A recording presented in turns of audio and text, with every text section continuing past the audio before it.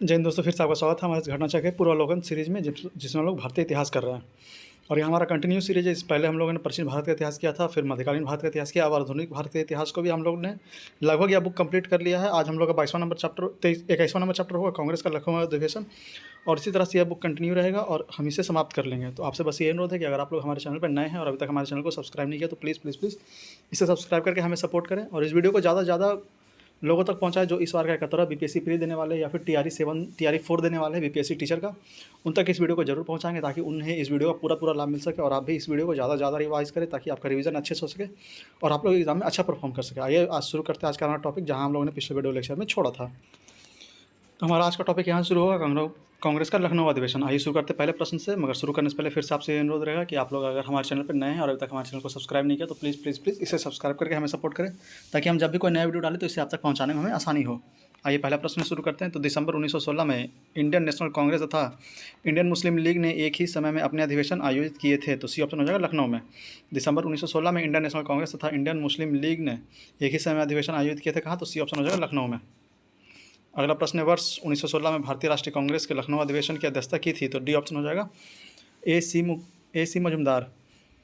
वर्ष 1916 में भारतीय राष्ट्रीय कांग्रेस के लखनऊ अधिवेशन की अध्यक्षता की थी किसने? तो डी ऑप्शन हो जाएगा ए सी मजुमदार ने। आगे कांग्रेस और मुस्लिम लीग के बीच प्रसिद्ध लखनऊ समझौते पर हस्ताक्षर हुआ था। तो डी ऑप्शन हो जाएगा 1916 में। कांग्रेस और मुस्लिम लीग के बीच प्रसिद्ध लखनऊ समझौते पर हस्ताक्षर हुआ था। तो डी ऑप्शन हो जाएगा 1916 में। आगे अतिवादियों एवं उदारवादियों ने पुनर्मिलन की प्रक्रिया का प्रमुख शिल्पी निम्न में से कौन था? तो ये ऑप्शन हो जाएगा एनी बेसेंट। अतिवादियों एवं उदारवादियों के पुनर्मिलन की प्रक्रिया में प्रमुख शिल्पी निम्न में से कौन था? तो ए ऑप्शन हो जाएगा एनी बेसेंट। अगला प्रश्न है, वर्ष 1916 में मुस्लिम लीग और कांग्रेस के मध्य किसने समझौता कराया था? तो ए ऑप्शन हो जाएगा बीजी तिलक ने।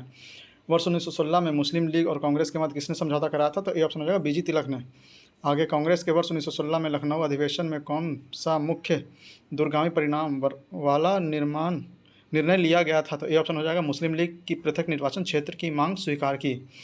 आगे कांग्रेस के वर्ष 1916 के लखनऊ अधिवेशन में कौन सा मुख्य दूरगामी परिणाम वाला निर्णय लिया गया था? तो ए ऑप्शन हो जाएगा मुस्लिम लीग के लिए पृथक निर्वाचन क्षेत्र की मांग का स्वीकार की। आगे कांग्रेस के प्रथम बार मुस्लिम समुदाय के लिए पृथक निर्वाचन प्रणाली स्वीकार की थी, वह वर्ष था? तो बी ऑप्शन हो जाएगा 1916। फिर से, कांग्रेस के प्रथम बार मुस्लिम समुदाय के लिए पृथक निर्वाचन प्रणाली स्वीकार की थी, वह वर्ष था? तो बी ऑप्शन हो जाएगा 1916। अगला, इंडियन नेशनल कांग्रेस और मुस्लिम लीग के बीच मतैक्य की काल निम्न में से कौन प्रदर्शित करता है? तो बी ऑप्शन हो जाएगा 1916 से 1922। इंडियन नेशनल लीग और मुस्लिम लीग के बीच मतैक्य का काल निम्न में से कौन प्रदर्शित करता है? तो बी ऑप्शन हो जाएगा 1916 से 1922। अगला प्रश्न, निम्न में से कौन 1916 के लखनऊ के कांग्रेस अधिवेशन का विषय में असत्य है? तो अंबिका चरण मजुमदार ने इसकी अध्यक्षता की थी, यह बिल्कुल गलत है। इस अधिवेशन में उदारवादियों और उग्रवादियों के बीच पुनः मेल स्थापित हुआ था, यह बिल्कुल सही है। महात्मा गांधी पहली बार चंपारण के किसानों की समस्याओं से अवगत कराए गए, यह भी बिल्कुल सही है। तो ए ऑप्शन इसमें गलत हो जाएगा, अंबिका चरण मजुमदार ने इसकी अध्यक्षता नहीं की थी, यह बिल्कुल गलत है। आगे, निम्नलिखित भारतीय राष्ट्रीय कांग्रेस के किस अधिवेशन में महात्मा गांधी के चंपारण के किसानों की समस्याओं से अवगत कराया गया था? तो डी ऑप्शन हो जाएगा लखनऊ अधिवेशन 1916। निम्नलिखित भारतीय राष्ट्रीय कांग्रेस के किस अधिवेशन में महात्मा गांधी को चंपारण के किसानों की समस्याओं से अवगत कराया गया था? तो डी ऑप्शन हो जाएगा लखनऊ अधिवेशन 1916। अगला चैप्टर है होम रूल लीग आंदोलन। तो आइए इसके पहले प्रश्न को देखते हैं। तो होम रूल आंदोलन सर्वप्रथम किसने आरंभ किया था? तो ए ऑप्शन हो जाएगा Annie Besant. Home rule league आंदोलन सर्वप्रथम किसने आरंभ किया था? तो ए ऑप्शन हो जाएगा एनी बेसेंट ने। आगे वर्ष 1915-16 में 2 होम रूल लीग आरंभ की गई थी नेतृत्व में, तो ए ऑप्शन हो जाएगा तिलक एवं एनी बेसेंट के। वर्ष 1915-16 में 2 होम रूल लीग आरंभ की गई थी नेतृत्व में किसके? तो ए ऑप्शन हो जाएगा तिलक और एनी बेसेंट के। एनी बेसेंट मुख्यतः संबंधित रही, तो बी ऑप्शन हो जाएगा ग्रीस शासन आंदोलन से। एनी बेसेंट मुख्यतः संबंधित है किसे? तो बी ऑप्शन हो जाएगा ग्रीस शासन आंदोलन से। अगला, प्रथम विश्व युद्ध के दौरान आंदोलन जो भारत में लोकप्रिय हुआ था वह कौन था? तो बी ऑप्शन हो जाएगा होम रूल आंदोलन। प्रथम विश्व युद्ध के दौरान आंदोलन जो भारत में लोकप्रिय हुआ था कौन? तो बी ऑप्शन हो जाएगा होम रूल आंदोलन। आगे निम्न में से किसका योगदान होम रूल लीग की स्थापना में नहीं था? तो डी ऑप्शन हो जाएगा एच.एस. अलकॉट। बाकी बाल गंगाधर तिलक का था, एनी बेसेंट का था और एस सुब्रमण्यम अय्यर का था। तो डी ऑप्शन एच.एस. अलकॉट का नहीं था। आगे निम्न में से कौन होम रूल आंदोलन से नहीं जुड़ा था? ए ऑप्शन हो जाएगा सी.आर. दास। निम्न में से कौन होम रूल आंदोलन से नहीं जुड़ा था? तो ए ऑप्शन हो जाएगा सी.आर. दास। आगे, किस अधिवेशन में होम रूल समर्थक अपनी राजनीतिक शक्ति की सफलतापूर्वक प्रदर्शन कर सके? तो ए ऑप्शन हो जाएगा कांग्रेस का वर्ष 1916 का लखनऊ अधिवेशन। किस अधिवेशन में होम रूल समर्थक अपनी राजनीतिक शक्ति का सफलतापूर्वक प्रदर्शन कर सके? तो ए ऑप्शन हो जाएगा कांग्रेस का वर्ष 1916 के लखनऊ अधिवेशन। आगे, होम रूल आंदोलन भारत के स्वतंत्रता संग्राम के एक नए चरण का आरंभ का घोतक था, क्योंकि ए ऑप्शन हो जाएगा इसने देश के सामने स्वशासन सेल्फ गवर्नमेंट की एक ठोस योजना रखी। होम रूल आंदोलन भारत के स्वतंत्रता संग्राम का एक नया चरण के आरंभ का घोतक था, क्योंकि ए ऑप्शन हो जाएगा इसने देश के सामने स्वशासन सेल्फ गवर्नमेंट की एक ठोस योजना रखी थी। आगे, होम रूल लीग के संबंध में निम्न में से क्या असत्य है? तो यहाँ पे आंसर स्टार मार्क दिया हुआ है। आप असत्य के बारे में आप लोग यहाँ विवरण बॉक्स में नीचे पढ़ सकते हैं। अगला है, तिलक तथा एनी बेसेंट द्वारा बनाए गए होम रूल लीगों को एक में मिला दिया गया था। तो इसका आंसर स्टार मार्क दिया हुआ है। आप लोग यहाँ विवरण बॉक्स में पढ़ सकते हैं कि ऐसा कोई मिलान नहीं हुआ था। आगे, निम्न में से कौन फेबियन आंदोलन का प्रस्तावक था? तो ए ऑप्शन हो जाएगा एनी बेसेंट। निम्न में से कौन फेबियन आंदोलन का प्रस्तावक था? तो ए ऑप्शन हो जाएगा एनी बेसेंट। आगे, एनी बेसेंट तो इससे जुड़े हुए कौन सा कथन सही है? तो होम रूल आंदोलन प्रारंभ करने के लिए उत्तरदायी थी, या बिल्कुल सही है। थियोसॉफिकल सोसाइटी के संस्थापक थी, या बिल्कुल गलत है। इंडियन नेशनल कांग्रेस की एक बार अध्यक्ष थी, या भी बिल्कुल सही है। तो सी ऑप्शन हो जाएगा, 1 और 3 इसमें सही है। अगला, वर्ष 1920 में निम्नलिखित में से किसने अपना नाम परिवर्तित कर स्वराज सभा रखा था? तो ए ऑप्शन हो जाएगा all India home rule league.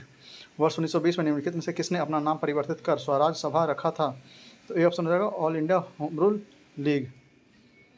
अगला चैप्टर है गांधी एवं उनके प्रारंभिक आंदोलन। तो आइए इनसे जुड़े सारे प्रश्नों को एक एक करके हम लोग हल करते हैं।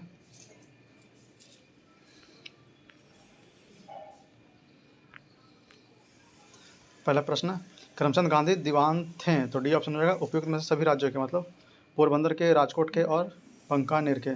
करमचंद गांधी दीवान थे किसके? तो पोरबंदर के, राजकोट के और बंकानेर के। तो डी ऑप्शन हो जाएगा उपयुक्त सभी। आगे, निम्न में से किस कॉलेज में गांधी जी ने पढ़ाई की थी? तो ए ऑप्शन हो जाएगा श्यामल दास कॉलेज भावनगर। निम्न में से किस कॉलेज में गांधी जी ने पढ़ाई की थी? तो ए ऑप्शन हो जाएगा श्यामल दास कॉलेज भावनगर। आगे, दक्षिण अफ्रीका में रहने की अवधि में महात्मा गांधी ने निम्न में से किस पत्रिका का प्रकाशन किया? उसका नाम था। तो डी ऑप्शन हो जाएगा इंडियन ओपिनियन। दक्षिण अफ्रीका में रहने की अवधि में महात्मा गांधी ने निम्न में से जिस पत्रिका का प्रकाशन किया था उसका नाम क्या था? तो डी ऑप्शन हो जाएगा इंडियन ओपिनियन। आगे, महात्मा गांधी द्वारा दक्षिण अफ्रीका में प्रकाशित समाचार पत्र का नाम क्या था? तो ए ऑप्शन हो जाएगा the Indian opinion. Mahatma Gandhi द्वारा दक्षिण अफ्रीका में प्रकाशित समाचार पत्र का नाम क्या था? तो ए ऑप्शन हो जाएगा द इंडियन ओपिनियन। अगला है, फिनिक्स फार्म कहाँ है? तो सी ऑप्शन हो जाएगा डरबन दक्षिण अफ्रीका। फिनिक्स फार्म कहाँ है? तो सी ऑप्शन हो जाएगा डरबन दक्षिण अफ्रीका। आगे, एम के गांधी समर्थक थे? तो डी ऑप्शन हो जाएगा दार्शनिक अराजकतावाद के। एम के गांधी समर्थक थे किसके? तो डी ऑप्शन हो जाएगा दार्शनिक अराजकतावाद के। आगे, निम्न में से गांधी जी के राम राज्य के युगल सिद्धांत कौन थे? तो बी ऑप्शन हो जाएगा सत्य और अहिंसा। निम्न में से गांधी जी के राम राज्य के युगल सिद्धांत कौन थे? तो बी ऑप्शन हो जाएगा सत्य और अहिंसा। आगे, गांधी जी की दृष्टि में अहिंसा का अर्थ था? तो ए ऑप्शन हो जाएगा सत्य के प्रति का रास्ता। गांधी जी की दृष्टि में अहिंसा का अर्थ क्या था? तो ए ऑप्शन हो जाएगा सत्य के प्राप्ति का रास्ता। अगला, गांधी जी का के संदर्भ में निम्न में से कौन सही है? तो डी ऑप्शन हो जाएगा समाजवादी में एक व्यक्तिवादी और समाजवादियों में एक मार्क्सवादी। गांधी जी के संदर्भ में निम्न में से कौन सा सही है? तो डी ऑप्शन हो जाएगा समाजवादियों में एक व्यक्तिवादी और समाजवादियों में एक मार्क्सवादी। अगला, गांधी की सत्य राजनीति में निम्नलिखित में से किसे सबसे अंतिम स्थान प्राप्त है? तो डी ऑप्शन हो जाएगा हड़ताल। गांधी जी की सत्याग्रह रणनीति में निम्नलिखित में से किसे सबसे अंतिम स्थान प्राप्त है? तो डी ऑप्शन हो जाएगा हड़ताल को। आगे, गांधी जी के सिद्धांत के अनुसार निम्न में से कौन सा कथन सही नहीं है? तो ए ऑप्शन गलत हो जाएगा सत्याग्रही का उद्देश्य शत्रु को पराजित करना है। गांधी जी के सिद्धांत के अनुसार निम्न में से कौन सा एक कथन सही नहीं है? तो ए ऑप्शन हो जाएगा सत्याग्रही का उद्देश्य शत्रु को पराजित करना, यह गलत है। बाकी, सत्याग्रही का शास्त्र अहिंसा बिल्कुल सही है। सत्याग्रही को अपने संकल्प में दृढ़ विश्वास होना चाहिए, यह भी सही है। सत्याग्रही को विरोधियों के प्रति द्वेष भाव नहीं रखना चाहिए, यह बिल्कुल सही है। तो ए ऑप्शन इसमें गलत हो जाएगा। आगे, गांधी जी के अनुसार हिंसा का क्रूरतम रूप है? तो इसका आंसर ए हो जाएगा गरीबी का स्थायित्व। गांधी जी के अनुसार हिंसा का क्रूरतम रूप क्या है? तो ए ऑप्शन हो जाएगा गरीबी का स्थायित्व। आगे, गांधी जी के परिवार नियोजन हेतु क्या तरीका बताया? तो ए ऑप्शन हो जाएगा आत्मनियंत्रण। गांधी जी ने परिवार नियंत्रण हेतु क्या तरीका बताया? तो ए ऑप्शन हो जाएगा आत्मनियंत्रण। आगे, गांधी जी दक्षिण अफ्रीका में कितने वर्ष रहे थे? तो बी ऑप्शन हो जाएगा 21 वर्ष। गांधी जी दक्षिण अफ्रीका में कितने वर्ष रहे थे? तो बी ऑप्शन हो जाएगा 21 वर्ष। आगे, महात्मा गांधी दक्षिण अफ्रीका से भारत किस वर्ष में लौटे? तो ए ऑप्शन हो जाएगा 1915। महात्मा गांधी दक्षिण अफ्रीका से भारत किस वर्ष लौटे? तो ये ऑप्शन रहेगा 1915। आगे दक्षिण अफ्रीका से किस रेलवे स्टेशन पर गांधी जी को ट्रेन से फेंका गया था? तो बी ऑप्शन रहेगा पीटर मारित्सबर्ग। दक्षिण अफ्रीका के किस रेलवे स्टेशन पर गांधी जी को ट्रेन से फेंका गया था? तो बी ऑप्शन रहेगा पीटर मारित्सबर्ग। आगे एम के गांधी ने निम्नलिखित भारतीय राष्ट्रीय कांग्रेस के अधिवेशनों में से किस एक में सर्वप्रथम भाग लिया था? तो बी ऑप्शन रहेगा कलकत्ता अधिवेशन 1901। एम के गांधी ने निम्नलिखित भारतीय राष्ट्रीय कांग्रेस के अधिवेशन में से किस एक में सर्वप्रथम भाग लिया था? तो बी ऑप्शन है कलकत्ता अधिवेशन 1901। आगे भारत के स्वतंत्रता आंदोलन के दौरान महात्मा गांधी द्वारा स्थापित साबरमती आश्रम नगर के बाहर स्थित है? तो बी ऑप्शन हो जाएगा अहमदाबाद। भारत के स्वतंत्रता आंदोलन के दौरान महात्मा गांधी द्वारा स्थापित साबरमती आश्रम नगर के बाहर स्थित है? तो बी ऑप्शन हो जाएगा अहमदाबाद। आगे महात्मा गांधी ने अहमदाबाद के निकट साबरमती के किनारे एक आश्रम बनाया था, इसे सी ऑप्शन हो जाएगा सत्याग्रह आश्रम कहा जाता था। महात्मा गांधी ने अहमदाबाद के निकट साबरमती के किनारे एक आश्रम बनाया था, इसे क्या कहा जाता था? सी ऑप्शन हो जाएगा सत्याग्रह आश्रम कहा जाता था। आगे महात्मा गांधी के संबंध निम्नलिखित आश्रमों में से सबसे पुराना है? तो बी ऑप्शन हो जाएगा फिनिक्स। महात्मा गांधी से संबंधित निम्नलिखित आश्रमों में से सबसे पुराना कौन सा है? तो बी ऑप्शन हो जाएगा फिनिक्स। आगे गांधी जी ने सेवा धर्म कहाँ अपनाया था? तो दक्षिण अफ्रीका हो जाएगा सी ऑप्शन। सेवा धर्म दक्षिण अफ्रीका सी ऑप्शन। आगे कथन कारण है, आइए देखते हैं। तो दक्षिण अफ्रीका के संघर्षों ने गांधी जी को राष्ट्रीय आंदोलन का नेतृत्व के लिए तैयार किया, यह बिल्कुल सही है। दक्षिण अफ्रीका में भारतीयों के जुझारूपन को देखकर गांधी जी ने यह विश्वास हो गया था कि भारतीय जनता किसी उद्देश्य के लिए जुझारू संघर्ष और बलिदान के लिए तैयार हो जाएगी, यह बिल्कुल गलत है। तो सी ऑप्शन हो जाएगा ए सही है, परंतु आर गलत है। अगला प्रश्न, महात्मा गांधी के राजनीतिक गुरु कौन थे? तो डी ऑप्शन होगा गोपाल कृष्ण गोखले। महात्मा गांधी के राजनीतिक गुरु कौन थे? तो डी ऑप्शन गोपाल कृष्ण गोखले। आगे महात्मा गांधी के अनुसार राजनीति का तात्पर्य था? तो बी ऑप्शन हो जाएगा जन कल्याण के लिए सक्रियता। महात्मा गांधी के अनुसार राजनीति का तात्पर्य क्या था? तो बी ऑप्शन हो जाएगा जन कल्याण के लिए सक्रियता। आगे गांधी जी ने राजनीति का जो प्रतिमान प्रस्तुत किया, निम्न में से कौन सा विशेषता उनमें से नहीं है? तो डी ऑप्शन रहेगा सत्ता का नहीं है, बाकी नैतिकता का है, धर्म का है और मानवता का है। तो डी ऑप्शन सत्ता का इसमें नहीं है। आगे बिहार का वह रसोइया जिसने 1917 में महात्मा गांधी की हत्या के प्रयास को विफल कर उनके भोजन में मिले जहर से उनकी जान बचाई थी? तो बी ऑप्शन हो जाएगा बतख मियाँ। बिहार का वह रसोइया जिसने 1917 महात्मा गांधी की हत्या के प्रयास को विफल कर उनके भोजन में मिले जहर से उनकी जान बचाई थी? तो बी ऑप्शन हो जाएगा बतख मियाँ। अगला, किसने चंपारण सत्याग्रह के दौरान बिहार में गांधी जी की जान बचाई थी? तो बी ऑप्शन हो जाएगा बट्टक मियाँ। किसने चंपारण सत्याग्रह के दौरान बिहार में गांधी जी की जान बचाई थी? तो बी ऑप्शन हो जाएगा बट्टक मियाँ। आगे निम्नलिखित में से किसने सत्याग्रह शब्द को गढ़ा? तो बी ऑप्शन हो जाएगा महात्मा गांधी। निम्नलिखित में से किसने सत्याग्रह शब्द को गढ़ा? तो बी ऑप्शन हो जाएगा महात्मा गांधी। आगे भारत के स्वतंत्रता संघर्ष के दौरान सबसे पहले सत्याग्रह किसने किया था? तो डी ऑप्शन हो जाएगा महात्मा गांधी ने। भारत के स्वतंत्रता संघर्ष के दौरान सबसे पहले सत्याग्रह किसने किया था? तो डी ऑप्शन हो जाएगा महात्मा गांधी ने। आगे निम्न में से कौन सा भारत में गांधी जी के प्रथम सत्याग्रह आंदोलन था जिसमें उन्होंने सविनय अवज्ञा आंदोलन का प्रयोग किया? तो ए ऑप्शन हो जाएगा चंपारण। निम्न में से कौन सा भारत में गांधी जी का प्रथम सत्याग्रह आंदोलन था जिसमें उन्होंने सविनय अवज्ञा आंदोलन का प्रयोग किया? तो ए ऑप्शन हो जाएगा चंपारण। आगे चंपारण सत्याग्रह के दौरान नील की खेती किस नाम से पहचानी जाती थी? तो ए ऑप्शन हो जाएगा तिनकटिया पत्ती। चंपारण सत्याग्रह के दौरान नील की खेती किस नाम से पहचानी जाती थी? तो ए ऑप्शन हो जाएगा तिनकटिया पत्ती। आगे निम्नलिखित में से मोहनदास करमचंद गांधी किसके लिए सर्वाधिक जाने जाते थे? तो ए ऑप्शन हो जाएगा भारतीय स्वतंत्रता को प्राप्त करने के लिए निष्क्रिय विरोध। निम्नलिखित में से मोहनदास करमचंद गांधी किसके लिए सर्वाधिक जाने जाते थे? तो ए ऑप्शन हो जाएगा भारतीय स्वतंत्रता को प्राप्त करने के लिए निष्क्रिय विरोध करने के लिए। अगला, निम्नलिखित में से किसने कहा था विदेशी वस्त्रों की बर्बादी ही उसके साथ सर्वोत्तम व्यवहार है? तो बी ऑप्शन होगा महात्मा गांधी। निम्नलिखित में से किसने कहा था कि विदेशी वस्त्रों का बर्बादी ही उसके सर्वोत्तम व्यवहार है? तो बी ऑप्शन होगा महात्मा गांधी। आगे, ब्रिटिश निर्मित उत्पादों का गांधी जी का बहिष्कार प्रभावी हुआ क्योंकि ब्रिटेन भारत को एक बड़ा, सी ऑप्शन हो जाएगा निर्मित वस्तुओं का बाजार समझता था। ब्रिटिश निर्मित उत्पादों का गांधी जी का बहिष्कार प्रभावी हुआ क्योंकि ब्रिटेन भारत को एक बड़ा, तो सी ऑप्शन हो जाएगा निर्मित वस्तुओं का बाजार समझता था। आगे, महात्मा गांधी के राजनीतिक जीवन की निम्नलिखित घटनाओं का कालक्रम क्या है? तो सबसे पहले हो जाएगा चंपारण, फिर हो जाएगा अहमदाबाद मिल हड़ताल, फिर हो जाएगा खेड़ा, फिर हो जाएगा असहयोग आंदोलन। तो बी ऑप्शन हो जाएगा 1, 2, 3, 4। 1, 2, 3, 4। अगला प्रश्न है, निम्नलिखित में से किस आंदोलन में महात्मा गांधी ने भूख हड़ताल को हथियार के रूप में सर्वप्रथम प्रयोग किया था? तो सी ऑप्शन हो जाएगा अहमदाबाद हड़ताल। निम्नलिखित में से किस आंदोलन में महात्मा गांधी ने भूख हड़ताल को हथियार के रूप में सर्वप्रथम प्रयोग किया था? तो सी ऑप्शन हो जाएगा अहमदाबाद हड़ताल। आगे नीचे दिए गए कूट का उपयोग करते हुए निम्नलिखित घटनाओं को सही कालानुक्रम में निर्दिष्ट कीजिए। तो तो सबसे पहले हो गया था चंपारण सत्याग्रह, फिर हो गया था अहमदाबाद मिल हड़ताल, फिर हो गया था खेड़ा किसान आंदोलन, और फिर हो गया था रॉलेट एक्ट के विरुद्ध सत्याग्रह। तो ए ऑप्शन हो जाएगा 2431, 2431। आगे निम्न में से महात्मा गांधी का भारत में पहला सत्याग्रह कौन सा था? तो सी ऑप्शन हो जाएगा चंपारण। निम्न में से महात्मा गांधी का भारत में पहला सत्याग्रह कौन सा था? तो सी ऑप्शन हो जाएगा चंपारण। अगर निम्नलिखित कथनों में कौन महात्मा गांधी के बारे में सही है? तो सही कथन कौन था? तो उन्होंने अपनी प्रारंभिक शिक्षा राजकोट से प्राप्त की थी, या बिल्कुल सही है। कस्तूरबा के साथ उनका विवाह 13 वर्ष की आयु में हुआ था, या भी सही है। उन्होंने विधि के अध्ययन द इनर टेम्पल लंदन में किया था, यह बिल्कुल सही है। वे रस्किन की पुस्तक अनटू द लास्ट से सर्वाधिक प्रभावित हुए थे, यह भी सही है। तो डी ऑप्शन हो जाएगा 1, 2, 3, 4, इसमें चारों सही है। अगला, महात्मा गांधी ने कहा था कि उनकी कुछ सबसे गहन धारणाएं अनटू द लास्ट नामक पुस्तक से प्रतिबिंबित होती है और इस पुस्तक ने उनके जीवन को बदल दिया। इस पुस्तक का वह संदेश क्या था जिसने महात्मा गांधी को बदल डाला? तो इसका आंसर बी हो जाएगा, व्यक्ति की कल्याण सबके कल्याण में निहित है। बी ऑप्शन, व्यक्ति की कल्याण सबके कल्याण में निहित है। अगला प्रश्न है, गांधीवाद विचारधारा किससे प्रभावित रही है? तो डी ऑप्शन हो जाएगा उपयुक्त सभी से, मतलब रस्किन से, थोरो से और टॉल्स्टॉय से। तो डी ऑप्शन हो जाएगा उपयुक्त सभी। आगे निम्न में से किस आंदोलन से गांधी जी संबंधित नहीं थे? तो ए ऑप्शन हो जाएगा स्वदेशी आंदोलन से नहीं थे, बाकी खिलाफत आंदोलन से थे, व्यक्तिगत सत्याग्रह से थे और भारत छोड़ो आंदोलन से थे। फिर से निम्नलिखित में से किस आंदोलन से गांधी जी संबंधित नहीं थे? तो ए ऑप्शन हो जाएगा स्वदेशी आंदोलन। आगे निम्नलिखित सत्याग्रह में से किसका नेतृत्व गांधी जी ने नहीं किया था?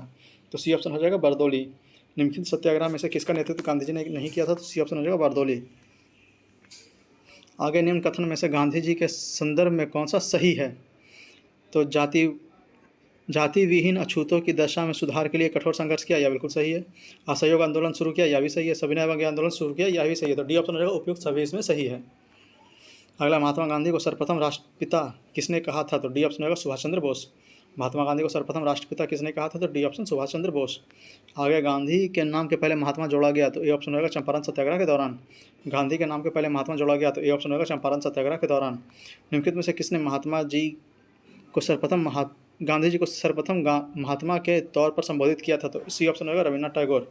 निम्नलिखित में से किसने गांधी जी को सर्वप्रथम महात्मा के तौर पर संबोधित किया? तो सी ऑप्शन होगा रविन्द्रनाथ टैगोर। आगे, नोआखली काल में महात्मा गांधी के सचिव कौन थे? तो सी ऑप्शन हो जाएगा प्यारे लाल। नोआखली काल में महात्मा गांधी का सचिव कौन थे? तो सी ऑप्शन हो जाएगा प्यारे लाल। आगे, निम्नलिखित में से किस सत्याग्रह आंदोलन में गांधी जी ने प्रत्यक्ष रूप से भाग नहीं लिया? तो सी ऑप्शन हो जाएगा वायकोम सत्याग्रह। निम्नलिखित में से किस सत्याग्रह आंदोलन में गांधी जी ने प्रत्यक्ष रूप से भाग नहीं लिया? तो सी ऑप्शन हो जाएगा वायकोम सत्याग्रह। आगे, भारतीय इतिहास के संदर्भ में वायकोम सत्याग्रह के संबंध में निम्न कथनों में कौन सा सही है? तो यह देखना कौन सा सही है। तो यह अस्पृश्यता और जातिवाद भेदभाव के विरुद्ध एवं एक सत्याग्रह था, यह बिल्कुल सही है। महात्मा गांधी ने इस सत्याग्रह में भाग लिया था, यह भी सही है। तो सी ऑप्शन हो जाएगा 1 और 2, इसमें दोनों सही है। अगला प्रश्न, महात्मा गांधी का छत्तीसगढ़ में प्रथम आगमन कब हुआ था? तो बी आंसर इसका हो जाएगा, बी हो जाएगा 20 अक्टूबर 1920। महात्मा गांधी का छत्तीसगढ़ में प्रथम आगमन कब हुआ था? तो बी ऑप्शन होगा 20 दिसंबर 1920। अगला प्रश्न, गांधी जी के निम्नलिखित अनुयायियों में से कौन पेशे से एक शिक्षक था? तो सी ऑप्शन होगा जेवी कृपलानी। महात्मा गांधी के निम्नलिखित अनुयायियों में से कौन पेशे से एक शिक्षक था? तो सी ऑप्शन होगा जेवी कृपलानी। आगे, निम्न उद्योगपतियों में से कौन से व्यक्ति लंबे समय तक एआईसीसी के खजांची रहे तथा सन 1930 में जेल भी गए? तो बी ऑप्शन होगा जमनालाल बजाज। निम्न उद्योगपतियों में से कौन से व्यक्ति लंबे समय तक एआईसीसी के खजांची रहे तथा सन 1930 में जेल भी गए? तो बी ऑप्शन होगा जमनालाल बजाज। आगे, भारतीय कपड़ा व्यापारी बैंकर कांग्रेस तथा महात्मा गांधी का निकट सहयोगी रहा, यह युक्त विवरण है। तो सी ऑप्शन हो जाएगा जमनालाल बजाज का। फिर से, भारतीय कपड़ा व्यापारी बैंकर कांग्रेस तथा महात्मा गांधी का निकट सहयोगी, यह उपयुक्त विवरण किसके लिए है? तो सी ऑप्शन होगा जमनालाल बजाज के लिए। आगे, स्वाधीनता आंदोलन के दौरान महात्मा गांधी के करीबी अंग्रेज मित्र थे, तो सी ऑप्शन हो जाएगा रेवरेंड चार्ली एंड्रयूज़। स्वाधीनता आंदोलन के दौरान महात्मा गांधी के करीबी अंग्रेज मित्र थे कौन? तो सी ऑप्शन होगा रेवरेंड चार्ली एंड्रयूज़। आगे, वर्ष 1920 में महात्मा गांधी के साथ निम्नलिखित में से किस मुसलमान नेता का छत्तीसगढ़ आगमन हुआ था? तो बी ऑप्शन हो जाएगा मौलाना शौकत अली। वर्ष 1920 में महात्मा गांधी के साथ निम्नलिखित में से किस मुस्लिम नेता का छत्तीसगढ़ आगमन हुआ था? तो बी ऑप्शन हो जाएगा मौलाना शौकत अली। आगे, निम्नलिखित में से किस कारागार को गांधी जी ने मंदिर का नाम दिया? तो बी ऑप्शन हो जाएगा यारवदा। निम्नलिखित में से किस कारागार को गांधी जी ने मंदिर का नाम दिया? तो बी ऑप्शन हो जाएगा यारवदा। आगे, भारत की स्वाधीनता के समय महात्मा गांधी, तो बी ऑप्शन होगा कांग्रेस के सदस्य नहीं थे। भारत की स्वाधीनता के समय महात्मा गांधी, तो बी ऑप्शन होगा कांग्रेस का सदस्य नहीं थे। आगे गांधी जी की मृत्यु पर किसने कहा कि हमारे जीवन से प्रकाश चला गया? तो डी ऑप्शन होगा जवाहरलाल नेहरू। गांधी जी की मृत्यु पर किसने कहा था हमारे जीवन से प्रकाश चला गया? तो डी ऑप्शन होगा जवाहरलाल नेहरू। आगे गांधी जी को वन मैन बाउंड्री फोर्स कहकर किसने संबोधित किया? तो सी ऑप्शन होगा माउंटबेटन ने। गांधी जी को वन मैन बाउंड्री फोर्स कहकर किसने संबोधित किया? तो सी ऑप्शन होगा माउंटबेटन ने। आगे इनमें से किसने महात्मा गांधी को आदेशित किया था कि वह भारत में प्रथम वर्ष खुले कान पर मुंह बंद कर व्यतीत करें? तो डी ऑप्शन होगा गोपाल कृष्ण गोखले। निम्न में से किसने महात्मा गांधी को आदेश दिया था कि वह भारत में प्रथम वर्ष खुले कान पर मुंह बंद व्यतीत करें? तो डी ऑप्शन होगा गोपाल कृष्ण गोखले। आगे भारतीय राजनीति में प्रवेश से पूर्व 1 वर्ष तक देश में पर्यवेक्षक एवं विद्यार्थी के रूप में रहने की सलाह गांधी जी को किसने दी थी? तो सी ऑप्शन होगा गोपाल कृष्ण गोखले। आगे निम्नलिखित में से कौन कहा करते थे गलत साधन हमें कभी भी सही उद्देश्य तक नहीं ले जाती है? तो बी ऑप्शन होगा एम के गांधी ने। निम्नलिखित में से किसने कहा कि गलत साधन हमें कभी भी सही उद्देश्य तक नहीं ले जाती है? तो बी ऑप्शन होगा एम के गांधी। आगे निम्नलिखित में से कौन इस सिद्धांत के प्रबल समर्थक थे कि जो नैतिक दृष्टिकोण से गलत है वह राजनीतिक दृष्टिकोण से कभी भी सही नहीं हो सकता? तो सी ऑप्शन हो जाएगा एम के गांधी। निम्नलिखित में से कौन यह सिद्धांत का प्रबल समर्थक था कि जो नैतिक दृष्टिकोण से गलत है वह राजनीतिक दृष्टिकोण से कभी सही नहीं हो सकता? तो सी ऑप्शन हो जाएगा एम के गांधी। आगे गांधी जी ने अपना पहला सत्याग्रह कहाँ आरंभ किया? तो सी ऑप्शन हो जाएगा मजदूरों को कम वेतन देने के विरोध में। गांधी जी ने अपना पहला सत्याग्रह कहाँ आरंभ किया? तो सी ऑप्शन हो जाएगा मजदूरों को कम वेतन दिए जाने के विरुद्ध। अगला प्रश्न है निम्न में से किस आंदोलन में महात्मा गांधी ने पहली बार भूख हड़ताल का प्रयोग हथियार के रूप में किया? तो सी ऑप्शन हो जाएगा अहमदाबाद का हड़ताल। निम्न में से किस आंदोलन में महात्मा गांधी ने पहली बार भूख हड़ताल का प्रयोग हथियार के रूप में किया? तो सी ऑप्शन हो जाएगा अहमदाबाद का हड़ताल। आगे महात्मा गांधी ने भारत में अपना पहला जन भाषण कहाँ दिया था? तो सी ऑप्शन हो जाएगा वाराणसी में। महात्मा गांधी ने भारत में अपना पहला जन भाषण कहाँ दिया था? तो सी ऑप्शन हो जाएगा वाराणसी में। आगे गांधी जी ने बंधुआ मजदूर को मुक्त करने के अभियान कहाँ से आरंभ किया? तो इसका आंसर स्टार मार्क दिया हुआ, आप लोग यहाँ विवरण बॉक्स में नीचे पढ़ सकते हैं। आइए अगला प्रश्न देखते हैं। तो वर्ष 1917 में अहमदाबाद में गांधी जी द्वारा चलाए गए सत्याग्रह में किसने हिस्सा लिया था? तो डी ऑप्शन होगा मजदूर ने। वर्ष 1917-18 में अहमदाबाद में गांधी जी द्वारा चलाए गए सत्याग्रह में किसने हिस्सा लिया? तो डी ऑप्शन होगा मजदूर ने। आगे निम्नलिखित में से गांधी जी का कौन सा संघर्ष औद्योगिक श्रमिकों से संबंधित था? तो बी ऑप्शन हो जाएगा अहमदाबाद संघर्ष। निम्नलिखित में से महात्मा गांधी का कौन सा संघर्ष औद्योगिक श्रमिकों से संबंधित था? तो बी ऑप्शन हो जाएगा अहमदाबाद संघर्ष। आगे निम्नलिखित में से किसके लिए अहमदाबाद संघर्ष आरंभ किया गया था? तो बी ऑप्शन हो जाएगा सूरत मिल कारीगरों के लिए। निम्नलिखित में से किसके लिए अहमदाबाद सत्याग्रह आरंभ किया गया था? तो बी ऑप्शन हो जाएगा सूरत मिल कारीगरों के लिए। आगे गांधी जी के ट्रस्टीशिप के सिद्धांत का प्रतिपाद के संबंध में निम्नलिखित युगों में कौन सा सही है? तो ए ऑप्शन सही हो जाएगा दक्षिण अफ्रीका 1903।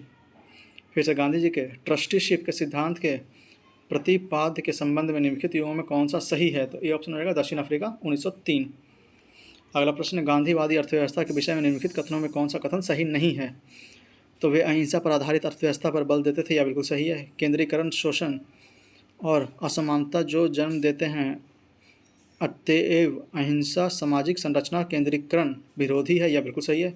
वे भारत में मशीनीकरण के पक्षधर नहीं थे, या भी सही है। वे यूएसए में मशीनीकरण के पक्षधर नहीं थे, या गलत है। तो डी ऑप्शन हो जाएगा वे यूएसए में मशीनीकरण के पक्षधर नहीं थे, या गलत है। आगे एम के गांधी के अनुसार अस्पृश्यता का सामाजिक आर्थिक सुधार संपन्न किया जा सकता है। तो डी ऑप्शन हो जाएगा उनके लिए कुटीर उद्योग स्थापित करके।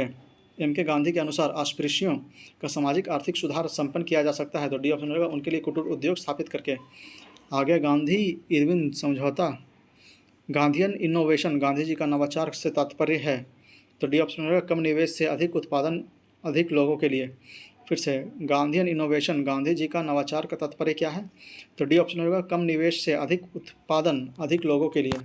आगे कौन सी घटना सबसे पहले हुई? तो डी ऑप्शन हो जाएगा चंपारण सत्याग्रह इन चारों में सबसे पहले हुई थी। अगला प्रश्न है किसने यूरोपियन नील बागान मालिकों द्वारा किसानों के शोषण की तरफ गांधी जी का ध्यान आकर्षित किया? तो बी ऑप्शन होगा राजकुमार शुक्ल। किसने यूरोपियन नील बागान मालिकों के द्वारा किसानों के शोषण की तरफ गांधी जी का ध्यान आकर्षित किया? तो बी ऑप्शन हो जाएगा राजकुमार शुक्ल। आगे चंपारण में इंडिगो के किसानों की दशा की ओर गांधी जी का ध्यान किसने आकर्षित किया? तो डी ऑप्शन होगा राजकुमार शुक्ल। चंपारण में इंडिगो के किसानों की दशा की ओर गांधी जी का ध्यान किसने आकर्षित किया? तो डी ऑप्शन होगा राजकुमार शुक्ल। आगे चंपारण में तिनकठिया प्रथा से तात्पर्य था। तो ए ऑप्शन हो जाएगा 3/20 भूभाग पर नील की खेती करना। चंपारण में तिनकठिया प्रथा से तात्पर्य क्या था? तो ए ऑप्शन होगा 3/20 भूभाग पर नील की खेती करना। आगे गांधी जी ने भारत में पहली बार सत्याग्रह आंदोलन बिहार में कहाँ प्रारंभ किया? तो डी ऑप्शन रहेगा चंपारण में। गांधी जी ने पहली बार सत्याग्रह आंदोलन बिहार में कहाँ प्रारंभ किया? तो डी ऑप्शन रहेगा चंपारण में। आगे गांधी जी के चंपारण आंदोलन था, तो डी ऑप्शन रहेगा नील कर्मियों की समस्याओं के समाधान हेतु। गांधी जी का चंपारण आंदोलन क्या था? तो डी ऑप्शन रहेगा नील कर्मियों की समस्याओं के समाधान हेतु। आगे गांधी जी का चंपारण सत्याग्रह किससे जुड़ा था? तो बी ऑप्शन रहेगा तिनकठिया से। गांधी जी का चंपारण सत्याग्रह किससे जुड़ा था? तो बी ऑप्शन रहेगा तिनकठिया से। आगे चंपारण जनपद में तिनकठिया प्रथा का तात्पर्य था, तो बी ए ऑप्शन हो जाएगा किसानों द्वारा 3/20 भूभाग पर नील की खेती सिविल कल्टीवेशन ऑफ इंडिगो करना। चंपारण जनपद में तिनकठिया प्रथा से तात्पर्य क्या है? तो ए ऑप्शन रहेगा किसानों द्वारा 3/20 भूभाग पर नील की खेती करना, मतलब कल्टीवेशन ऑफ इंडिगो। अगला तिनकठिया कानून किस स्थान पर किसकी खेती से संबंधित है? तो सी ऑप्शन हो जाएगा चंपारण नील। तिनकठिया कानून किस स्थान पर किसकी खेती से संबंधित है? तो सी ऑप्शन हो जाएगा चंपारण नील। आगे निम्नलिखित कथनों पर विचार कीजिए। तो डॉक्टर राजेंद्र प्रसाद ने महात्मा गांधी को चंपारण आने तथा कृषकों की समस्या की जांच करने के लिए राजी किया। जब बिल्कुल गलत है। चंपारण जांच में आचार्य जे.वी. कृपलानी महात्मा गांधी के सहयोगियों में से एक थे, या बिल्कुल सही है। तो बी ऑप्शन होगा केवल 2 इसमें सही है। पहला गलत है, डॉक्टर राजेंद्र प्रसाद ने नहीं, राजकुमार शुक्ल ने उन्हें आगमन किया था। आगे चंपारण संघर्ष में निम्नलिखित में से किन्हें गांधी जी का साथ दिया? तो सी ऑप्शन हो जाएगा राजेंद्र प्रसाद और अनुग्रह नारायण सिंह। चंपारण संघर्ष में निम्नलिखित में से किसने महात्मा गांधी का साथ दिया था? तो सी ऑप्शन हो जाएगा राजेंद्र प्रसाद और अनुग्रह नारायण सिंह। आगे निम्नलिखित में से कौन महात्मा गांधी के चंपारण सत्याग्रह से संबंधित है? तो डी ऑप्शन होगा राजकुमार शुक्ल। निम्नलिखित में से कौन महात्मा गांधी के चंपारण सत्याग्रह से संबंधित है? तो डी ऑप्शन होगा राजकुमार शुक्ल। आगे चंपारण आंदोलन मुख्यतः किसके विरोध में था? तो बी ऑप्शन हो जाएगा नकदी फसल। चंपारण आंदोलन मुख्यतः किसके विरोध में था? तो बी ऑप्शन हो जाएगा नकदी फसल। आगे भारत में नियोजित विकास का विरोध किसने किया? तो ए ऑप्शन हो जाएगा जवाहरलाल नेहरू ने। भारत में नियोजित विकास का विरोध किसने किया? तो ए ऑप्शन महात्मा गांधी ने, जवाहरलाल नेहरू नहीं, महात्मा गांधी ने। अगला चंपारण आंदोलन से कौन संबंधित नहीं थे? तो डी ऑप्शन होगा जयप्रकाश नारायण नहीं थे, बाकी राजेंद्र प्रसाद थे, अनुग्रह नारायण सिंह थे और जे.वी. कृपलानी थे। तो डी ऑप्शन जयप्रकाश नारायण नहीं थे। अगला ईस्वी सन 1917 में चंपारण सत्याग्रह से कौन संबंधित नहीं है? तो डी ऑप्शन होगा राम मनोहर लोहिया नहीं है, बाकी जे.वी. कृपलानी थे, राजकुमार शुक्ल हैं और राजेंद्र प्रसाद हैं। फिर से ईस्वी सन 1917 में चंपारण सत्याग्रह से कौन संबंधित नहीं है? तो डी ऑप्शन होगा राम मनोहर लोहिया नहीं है। आगे निम्नलिखित में से कौन सा एक चंपारण सत्याग्रह के अति महत्वपूर्ण पहलू हैं? तो डी ऑप्शन हो जाएगा रोपण फसल तथा वाणिज्यिक फसलों की खेती में भारी गिरावट। निम्नलिखित में से कौन सा एक चंपारण सत्याग्रह के अति महत्वपूर्ण पहलू हैं? तो डी ऑप्शन होगा रोपण फसल तथा वाणिज्यिक फसलों की खेती में भारी गिरावट। अगला प्रश्न है चंपारण कृषि जांच समिति का सदस्य निम्न में से कौन नहीं था? तो सी ऑप्शन हो जाएगा अनुग्रह नारायण नहीं थे, बाकी एफ.जी. सलाई थे, डी.जे. रेड थे और महात्मा गांधी थे। फिर से चंपारण कृषि जांच समिति के सदस्य निम्नलिखित में से कौन नहीं था? तो सी ऑप्शन हो जाएगा महात्मा गांधी नहीं थे। अगला प्रश्न चंपारण आंदोलन के जन आंदोलन के प्रतिक्रिया में ब्रिटिश सरकार ने इस मुद्दे के समाधान के लिए कौन सा कदम उठाया? तो सी ऑप्शन होगा चंपारण कृषि समिति की स्थापना की। चंपारण आंदोलन के जन आंदोलन की प्रतिक्रिया में ब्रिटिश सरकार ने इस मुद्दे के समाधान के लिए कौन सा कदम उठाया? तो सी ऑप्शन हो जाएगा चंपारण कृषि समिति की स्थापना की। आगे दक्षिण अफ्रीका से लौटने के पश्चात गांधी जी ने प्रथम सफल सत्याग्रह आरंभ किया। तो सी ऑप्शन होगा चंपारण में। दक्षिण अफ्रीका से लौटने के पश्चात गांधी जी ने प्रथम सफल सत्याग्रह आरंभ किया कहाँ से? तो सी ऑप्शन हो जाएगा चंपारण से। आगे गांधी जी के चंपारण आने का आमंत्रण किसने दिया? तो ए ऑप्शन होगा राजकुमार शुक्ल। गांधी जी को चंपारण आने का आमंत्रण किसने दिया था? तो ए ऑप्शन होगा राजकुमार शुक्ल। आगे महात्मा गांधी ने सर्वप्रथम किस किसान आंदोलन में भाग लिया? तो बी ऑप्शन होगा चंपारण। महात्मा गांधी ने सर्वप्रथम किस किसान आंदोलन में भाग लिया? तो बी ऑप्शन होगा चंपारण। आगे निम्नलिखित स्थानों में से कहाँ महात्मा गांधी ने भारत में सर्वप्रथम सत्याग्रह प्रारंभ किया? तो सी ऑप्शन होगा चंपारण में। निम्नलिखित स्थानों में से कहाँ महात्मा गांधी ने भारत में सर्वप्रथम सत्याग्रह प्रारंभ किया था? तो सी ऑप्शन हो जाएगा चंपारण में। आगे बिहार के कौन से स्थान पर में गांधी जी ने अपना प्रथम सत्याग्रह किया था? तो ए ऑप्शन होगा चंपारण। बिहार के कौन से स्थान में गांधी जी ने अपना प्रथम सत्याग्रह किया? तो ए ऑप्शन होगा चंपारण। आगे निम्नलिखित में से किसने नील की खेती के संबंध में चंपारण में महात्मा गांधी को आमंत्रित किया था? तो सी ऑप्शन हो जाएगा राजकुमार शुक्ल। निम्नलिखित में से किसने नील की खेती से संबंध में चंपारण में महात्मा गांधी को आमंत्रित किया था? तो सी ऑप्शन हो जाएगा राजकुमार शुक्ल। आगे चंपारण में गांधी जी को आमंत्रण किसने दिया? तो बी ऑप्शन हो जाएगा राजकुमार शुक्ल ने। चंपारण में गांधी जी को आमंत्रण किसने दिया था? तो बी ऑप्शन हो जाएगा राजकुमार शुक्ल ने। अगला निम्नलिखित कथनों में कौन सा चंपारण सत्याग्रह के संबंध में सही नहीं है? तो यह किसानों से जुड़ा था, यह बिल्कुल सही है। इसने तिनकठिया प्रथा के विरुद्ध संचालित किया गया था, यह भी सही है। डॉक्टर राजेंद्र प्रसाद तथा जे.वी. कृपलानी ने इनमें एम.के. गांधी का सहयोग किया, यह भी सही है। यह प्रथम आंदोलन था जिसमें एम.के. गांधी ने संपूर्ण भारत के स्तर पर आरंभ किया, यह गलत है। तो डी ऑप्शन इसमें गलत हो जाएगा। यह प्रथम आंदोलन था जिसे एम.के. गांधी ने संपूर्ण भारत के स्तर पर आरंभ किया। आगे चंपारण आंदोलन के राष्ट्रीय नेता कौन थे? तो ए ऑप्शन होगा महात्मा गांधी। चंपारण आंदोलन के राष्ट्रीय नेता कौन थे? तो ए ऑप्शन महात्मा गांधी। आगे महात्मा गांधी के चंपारण सत्याग्रह का किसने विरोध किया था? तो बी ऑप्शन हो जाएगा एन जी रंगा ने। महात्मा गांधी के चंपारण सत्याग्रह का किसने विरोध किया? तो बी ऑप्शन हो जाएगा एन जी रंगा ने। आगे खेड़ा के किसानों के पक्ष में महात्मा गांधी के सत्याग्रह संगठित करने का क्या कारण था? तो इसमें पहला हो जाएगा केवल एक, तो अकाल पड़ने के बावजूद प्रशासन ने भू राजस्व की उगाही स्थगित नहीं की थी। तो इसका आंसर ए हो जाएगा केवल एक। आइए अगला प्रश्न देखते हैं। यहाँ पे अगला चैप्टर शुरू हो जाएगा किसान आंदोलन और किसान सभा। तो आइए इससे जुड़े सभी प्रश्नों को एक एक करके हम लोग हल करते हैं। पहला प्रश्न है भारत का सर्वप्रथम किसान आंदोलन था? तो डी ऑप्शन हो जाएगा बिचौलिया। भारत का सर्वप्रथम किसान आंदोलन था कौन सा? तो डी ऑप्शन हो जाएगा बिचौलिया। आगे निम्न में से कौन फरवरी 1918 में स्थापित यूपी किसान सभा की स्थापना से संबंधित नहीं था? तो सी ऑप्शन हो जाएगा जवाहरलाल नेहरू नहीं थे, बाकी इंद्रायण द्विवेदी थे, गौरीशंकर मिश्र थे और मदन मोहन मालवीय थे। सी ऑप्शन जवाहरलाल नेहरू नहीं थे। आगे वर्ष 1918 में संयुक्त प्रांत किसान सभा का गठन निम्न में से किस नेता ने किया था? तो सी ऑप्शन हो जाएगा इंद्र नारायण द्विवेदी। वर्ष 1918 के संयुक्त प्रांत किसान सभा का गठन निम्न में से किस नेता ने किया था? तो सी ऑप्शन हो जाएगा इंद्र नारायण द्विवेदी।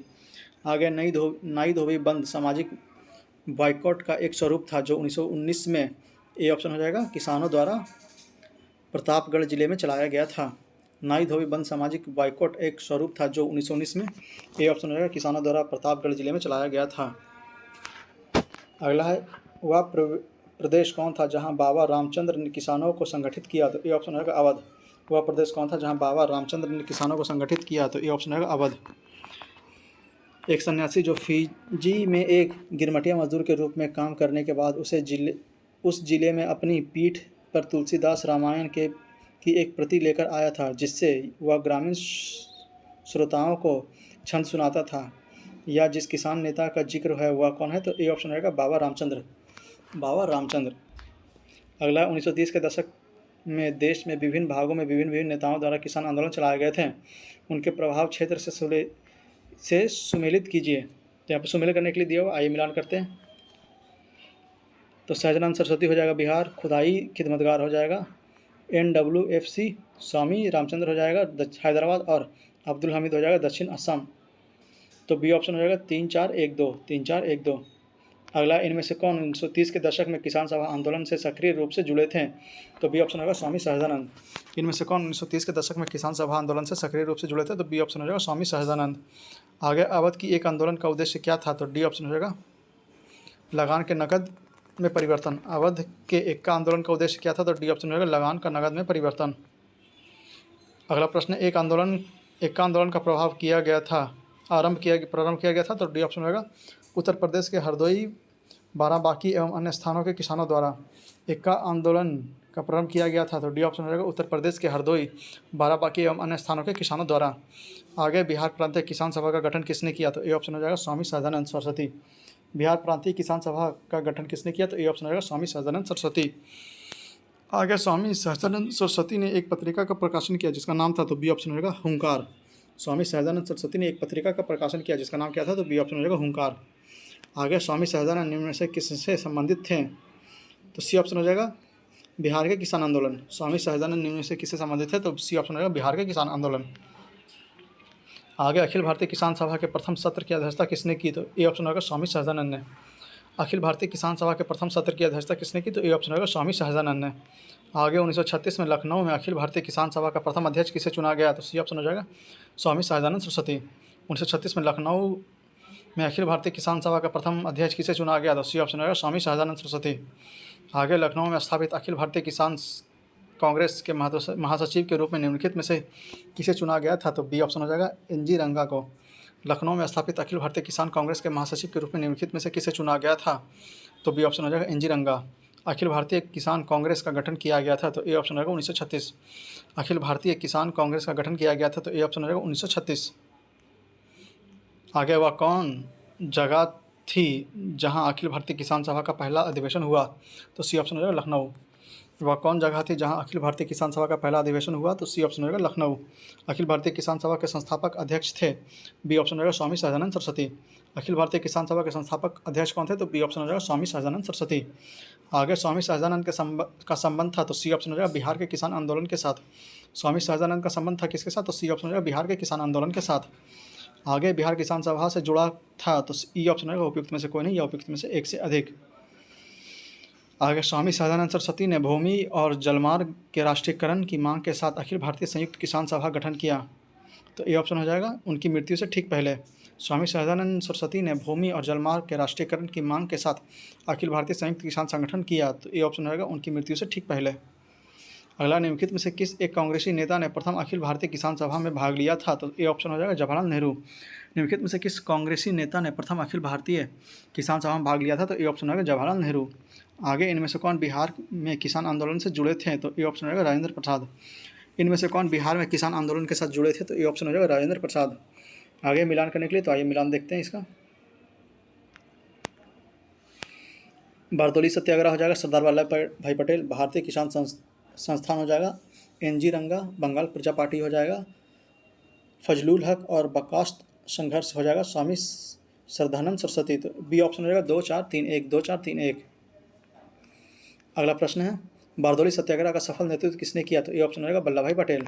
बारदोली सत्याग्रह का सफल नेतृत्व किसने किया, तो ये ऑप्शन रहेगा वल्लभ भाई पटेल। आगे, बारदोली सत्याग्रह 1928 का नेतृत्व किया था, तो ये ऑप्शन रहेगा सरदार वल्लभ भाई पटेल। बारदोली सत्याग्रह 1918 का नेतृत्व किया था किसने, तो ये ऑप्शन रहेगा सरदार वल्लभ भाई पटेल। आगे, निम्न में से किस आंदोलन में सरदार वल्लभ भाई पटेल ने मुख्य भूमिका निभाई, तो डी ऑप्शन हो जाएगा बारदोली सत्याग्रह। निम्नलिखित में से किस आंदोलन में सरदार वल्लभ भाई पटेल ने मुख्य भूमिका निभाई, तो डी ऑप्शन हो जाएगा बारदोली सत्याग्रह। आगे, वल्लभ भाई पटेल को सरदार की उपाधि किसने दी, तो ए ऑप्शन हो जाएगा महात्मा गांधी। वल्लभ भाई पटेल को सरदार की उपाधि किसने दी, तो ए ऑप्शन हो जाएगा महात्मा गांधी। आगे, महात्मा गांधी ने वल्लभ भाई पटेल को सरदार की उपाधि उनकी बड़ी संगठन क्षमता के कारण किस आंदोलन में दी थी, तो बी ऑप्शन हो जाएगा बारदोली सत्याग्रह।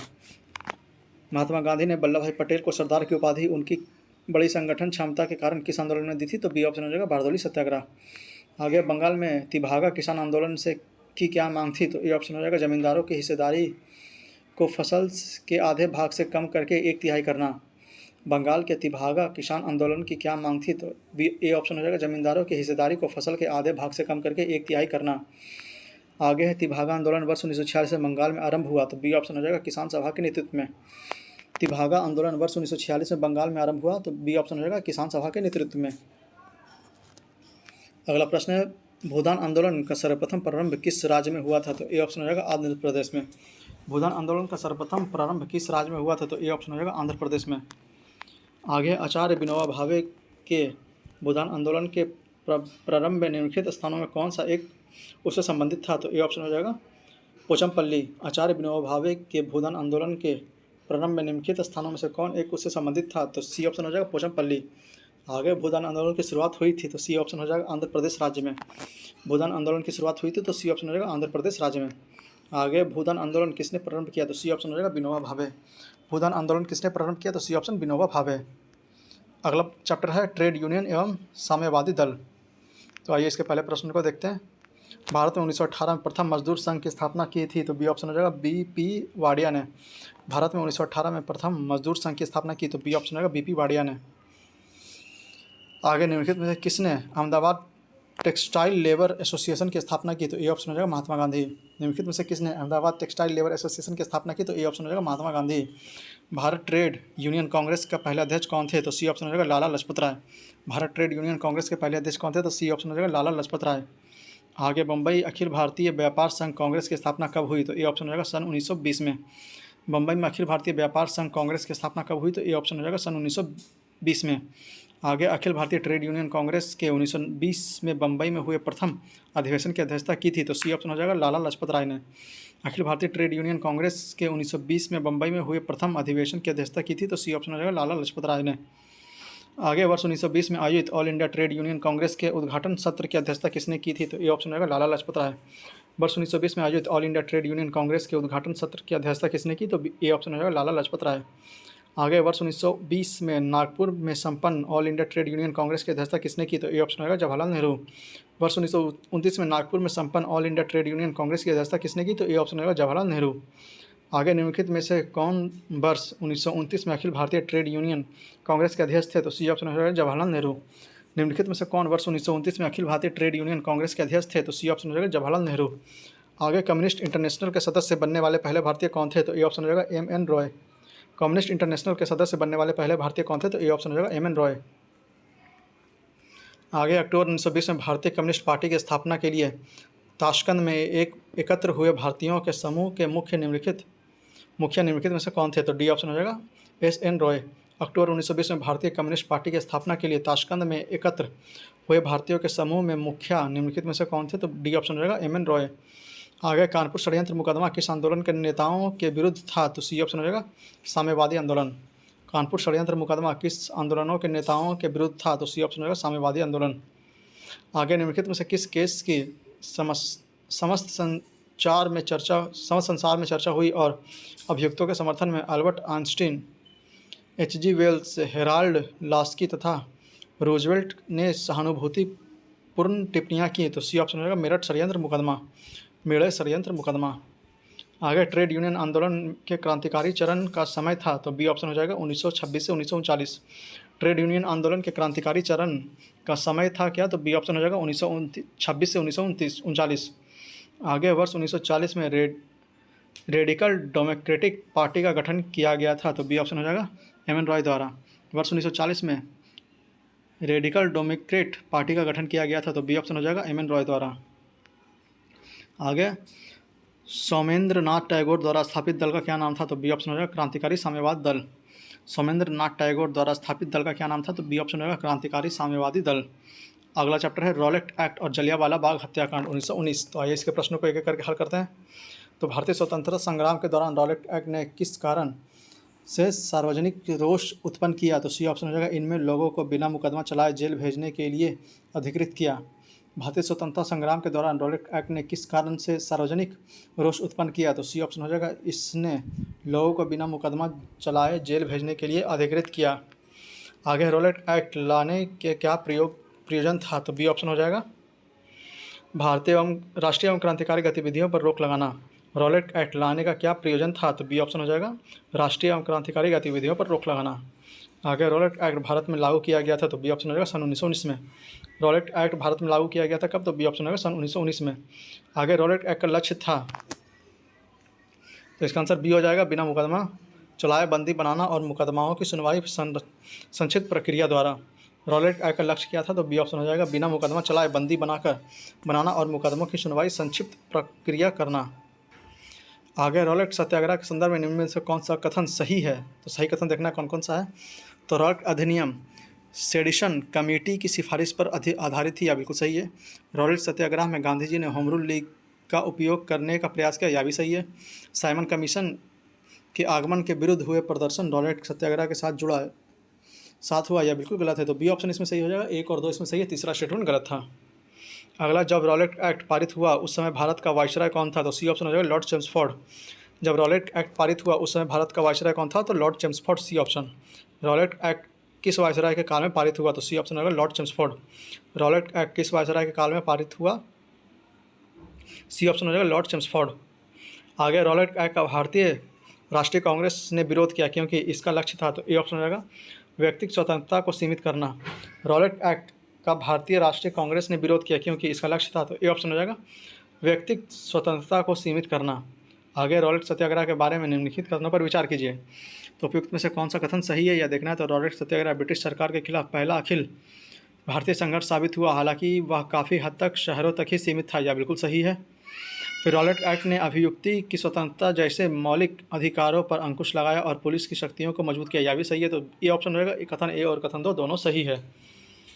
अगला प्रश्न देखते हैं।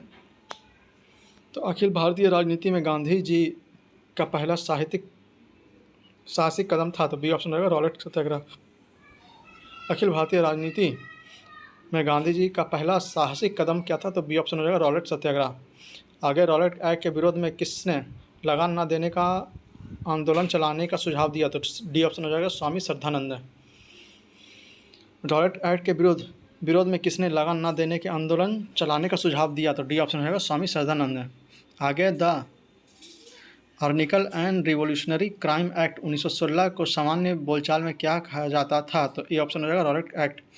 The anarchical and revolutionary crime act 1919 को सामान्य बोलचाल में क्या कहा जाता था? तो ये ऑप्शन हो जाएगा रॉलेट एक्ट। आगे कौन सी महत्वपूर्ण घटना जलियांवाला बाग नरसंहार के तुरंत पूर्व घटी थी? तो बी ऑप्शन हो जाएगा रॉलेट एक्ट का बनना। कौन सी महत्वपूर्ण घटना जलियांवाला बाग नरसंहार के तुरंत पूर्व घटी थी? तो बी ऑप्शन हो जाएगा रॉलेट एक्ट का बनना। आगे जलियांवाला बाग हत्याकांड हुआ तो सी ऑप्शन हो जाएगा 13 अप्रैल 1919। जलियांवाला बाग हत्याकांड हुआ तो सी ऑप्शन हो जाएगा 13 अप्रैल 1919। जलियांवाला बाग नरसंहार किस गांधीवादी सत्याग्रह के संबंध में हुआ? तो बी ऑप्शन हो जाएगा रॉलेट सत्याग्रह। जलियांवाला बाग नरसंहार किस गांधीवादी सत्याग्रह के विरोध में हुआ? तो बी ऑप्शन हो जाएगा रॉलेट सत्याग्रह। वर्ष 1919 भारतीय इतिहास से संबंधित है तो बी ऑप्शन हो जाएगा जलियांवाला बाग त्रासदी से। वर्ष 1919 भारतीय इतिहास से संबंधित है तो बी ऑप्शन हो जाएगा जलियांवाला बाग त्रासदी से। अगला जलियांवाला बाग कत्लेआम किस शहर में हुआ? तो सी ऑप्शन हो जाएगा अमृतसर। जलियांवाला बाग कत्लेआम किस शहर में हुआ? तो C option Amritsar. General Dyer का नाम किस घटना से जुड़ा हुआ है? तो डी ऑप्शन हो जाएगा जलियांवाला बाग से। जनरल डायर का नाम किस घटना से जुड़ा हुआ है? तो डी ऑप्शन हो जाएगा जलियांवाला बाग। आगे काफ़ी संख्या में लोग अमृतसर के जलियांवाला बाग में 13 अप्रैल 1919 को एकत्रित हुए गिरफ्तारी के विरोध में। तो डी ऑप्शन हो जाएगा डॉक्टर सरफेदुल किचलू और डॉक्टर सत्यपाल का। काफ़ी संख्या में लोग अमृतसर के जलियांवाला बाग में 13 अप्रैल 1919 में एकत्रित हुए थे गिरफ्तारी के विरोध में। किसके? तो डी ऑप्शन हो जाएगा डॉक्टर सरफेदुल किचलू और डॉक्टर सत्यपाल के लिए। आगे जलियांवाला बाग के प्रदर्शन के लिए क्यों लोग जमा हुए थे? तो बी ऑप्शन हो जाएगा किचलू तथा सत्यपाल के बंदी बनाने के विरोध में प्रदर्शन करने के लिए। जलियांवाला बाग में प्रदर्शन के लिए क्यों लोग जमा हुए थे? तो बी ऑप्शन हो जाएगा किचलू तथा सत्यपाल के बंदी बनाने के विरोध में प्रदर्शन करने। तो बी ऑप्शन हो गया। अगला है 30 मई 1919 को अपना अलंकार ऑनर भारत सरकार को लौटाने वाले व्यक्ति थे तो डी ऑप्शन होगा रविन्द्रनाथ टैगोर। 30 मई 1919 को अपना अलंकरण या ऑनर भारत सरकार को लौटाने वाले व्यक्ति कौन थे? तो डी ऑप्शन हो जाएगा रविन्द्रनाथ टैगोर। आगे जलियांवाला बाग हत्याकांड 1919 में पंजाब में हुए अत्याचारों से अपने विरोध के रूप में किस विख्यात व्यक्ति ने ब्रिटिश सरकार द्वारा प्रदान की गई नाइट की उपाधि को वापस लौटा दिया? तो सी ऑप्शन हो जाएगा रविन्द्रनाथ टैगोर। आगे जलियांवाला बाग हत्याकांड 1919 में पंजाब में हुए अत्याचारों से अपने विरोध के रूप में किस विख्यात व्यक्ति ने ब्रिटिश सरकार द्वारा प्रदान की गई नाइटहुड की उपाधि वापस लौटा दी? तो सी ऑप्शन हो जाएगा रविन्द्रनाथ टैगोर। आगे किसके विरोध प्रदर्शन के अभिप्राय के रूप में रविन्द्रनाथ टैगोर ने अपनी नाइट की पदवी त्याग दी? तो सी ऑप्शन होगा जलियांवाला बाग हत्याकांड। किसके विरोध प्रदर्शन के अभिप्राय के रूप में रविन्द्रनाथ टैगोर ने अपनी नाइट की पदवी लौटा दी? तो सी ऑप्शन होगा जलियांवाला बाग हत्याकांड। आगे निम्नलिखित में से किसके विरोध में रविन्द्रनाथ टैगोर ने अपनी नाइटहुड का परित्याग कर दिया? तो बी ऑप्शन होगा जलियांवाला बाग नरसंहार। निम्नलिखित में से किसके विरोध में रविन्द्रनाथ टैगोर ने अपनी नाइटहुड की परित्याग कर दिया? तो बी ऑप्शन होगा जलियांवाला बाग जनसंहार। आगे जलियांवाला बाग हत्याकांड के विरोध में किस ब्रिटिश सरकार की नाइटहुड की उपाधि को लौटा दिया था? तो ये ऑप्शन हो जाएगा रविन्द्रनाथ टैगोर ने। जलियांवाला बाग हत्याकांड के विरोध में किसने ब्रिटिश सरकार की नाइटहुड की उपाधि लौटा दी थी? तो ये ऑप्शन हो जाएगा रविन्द्रनाथ टैगोर ने। आगे रविन्द्रनाथ टैगोर ने अपनी नाइटहुड की उपाधि किस कारण त्याग दी? तो सी ऑप्शन होगा जलियांवाला बाग हत्याकांड। रविन्द्रनाथ टैगोर ने अपनी नाइटहुड की उपाधि किस कारण त्याग दी थी? तो सी ऑप्शन हो जाएगा जलियांवाला बाग हत्याकांड। आगे है कथन कारण। तो देखते हैं रविन्द्रनाथ टैगोर ने नाइटहुड की उपाधि को त्याग दिया, या बिल्कुल सही है। वे असहयोग आंदोलन में भाग लेना चाहते थे, या गलत है? तो सी ऑप्शन हो जाएगा ए सही है परंतु आर गलत है। अगला प्रश्न, जलियांवाला बाग हत्याकांड के विरोध में वायसराय की कार्यकारिणी परिषद के सदस्य से किसने इस्तीफा दिया? तो सी ऑप्शन हो जाएगा शंकरन नायर ने। जलियांवाला बाग हत्याकांड के विरोध में वायसराय की कार्यकारिणी परिषद की सदस्यता से किसने इस्तीफा दे दिया? तो सी ऑप्शन हो जाएगा शंकरन नायर ने। आगे जलियांवाला बाग हत्याकांड के विरोध में निम्नलिखित में से किसने वायसराय की कार्य परिषद से त्याग दे दिया था, त्यागपत्र? तो सी ऑप्शन हो जाएगा सर शंकरन नायर ने। जलियांवाला बाग हत्याकांड के विरोध में निम्नलिखित में से किसने वायसराय की कार्य परिषद से त्यागपत्र दे दिया था? तो सी ऑप्शन हो जाएगा सर शंकर नारायण ने। आगे निम्न में से किसके द्वारा जलियांवाला बाग के विरोध में सर की उपाधि त्याग दी थी? तो सी ऑप्शन हो जाएगा रविन्द्रनाथ टैगोर।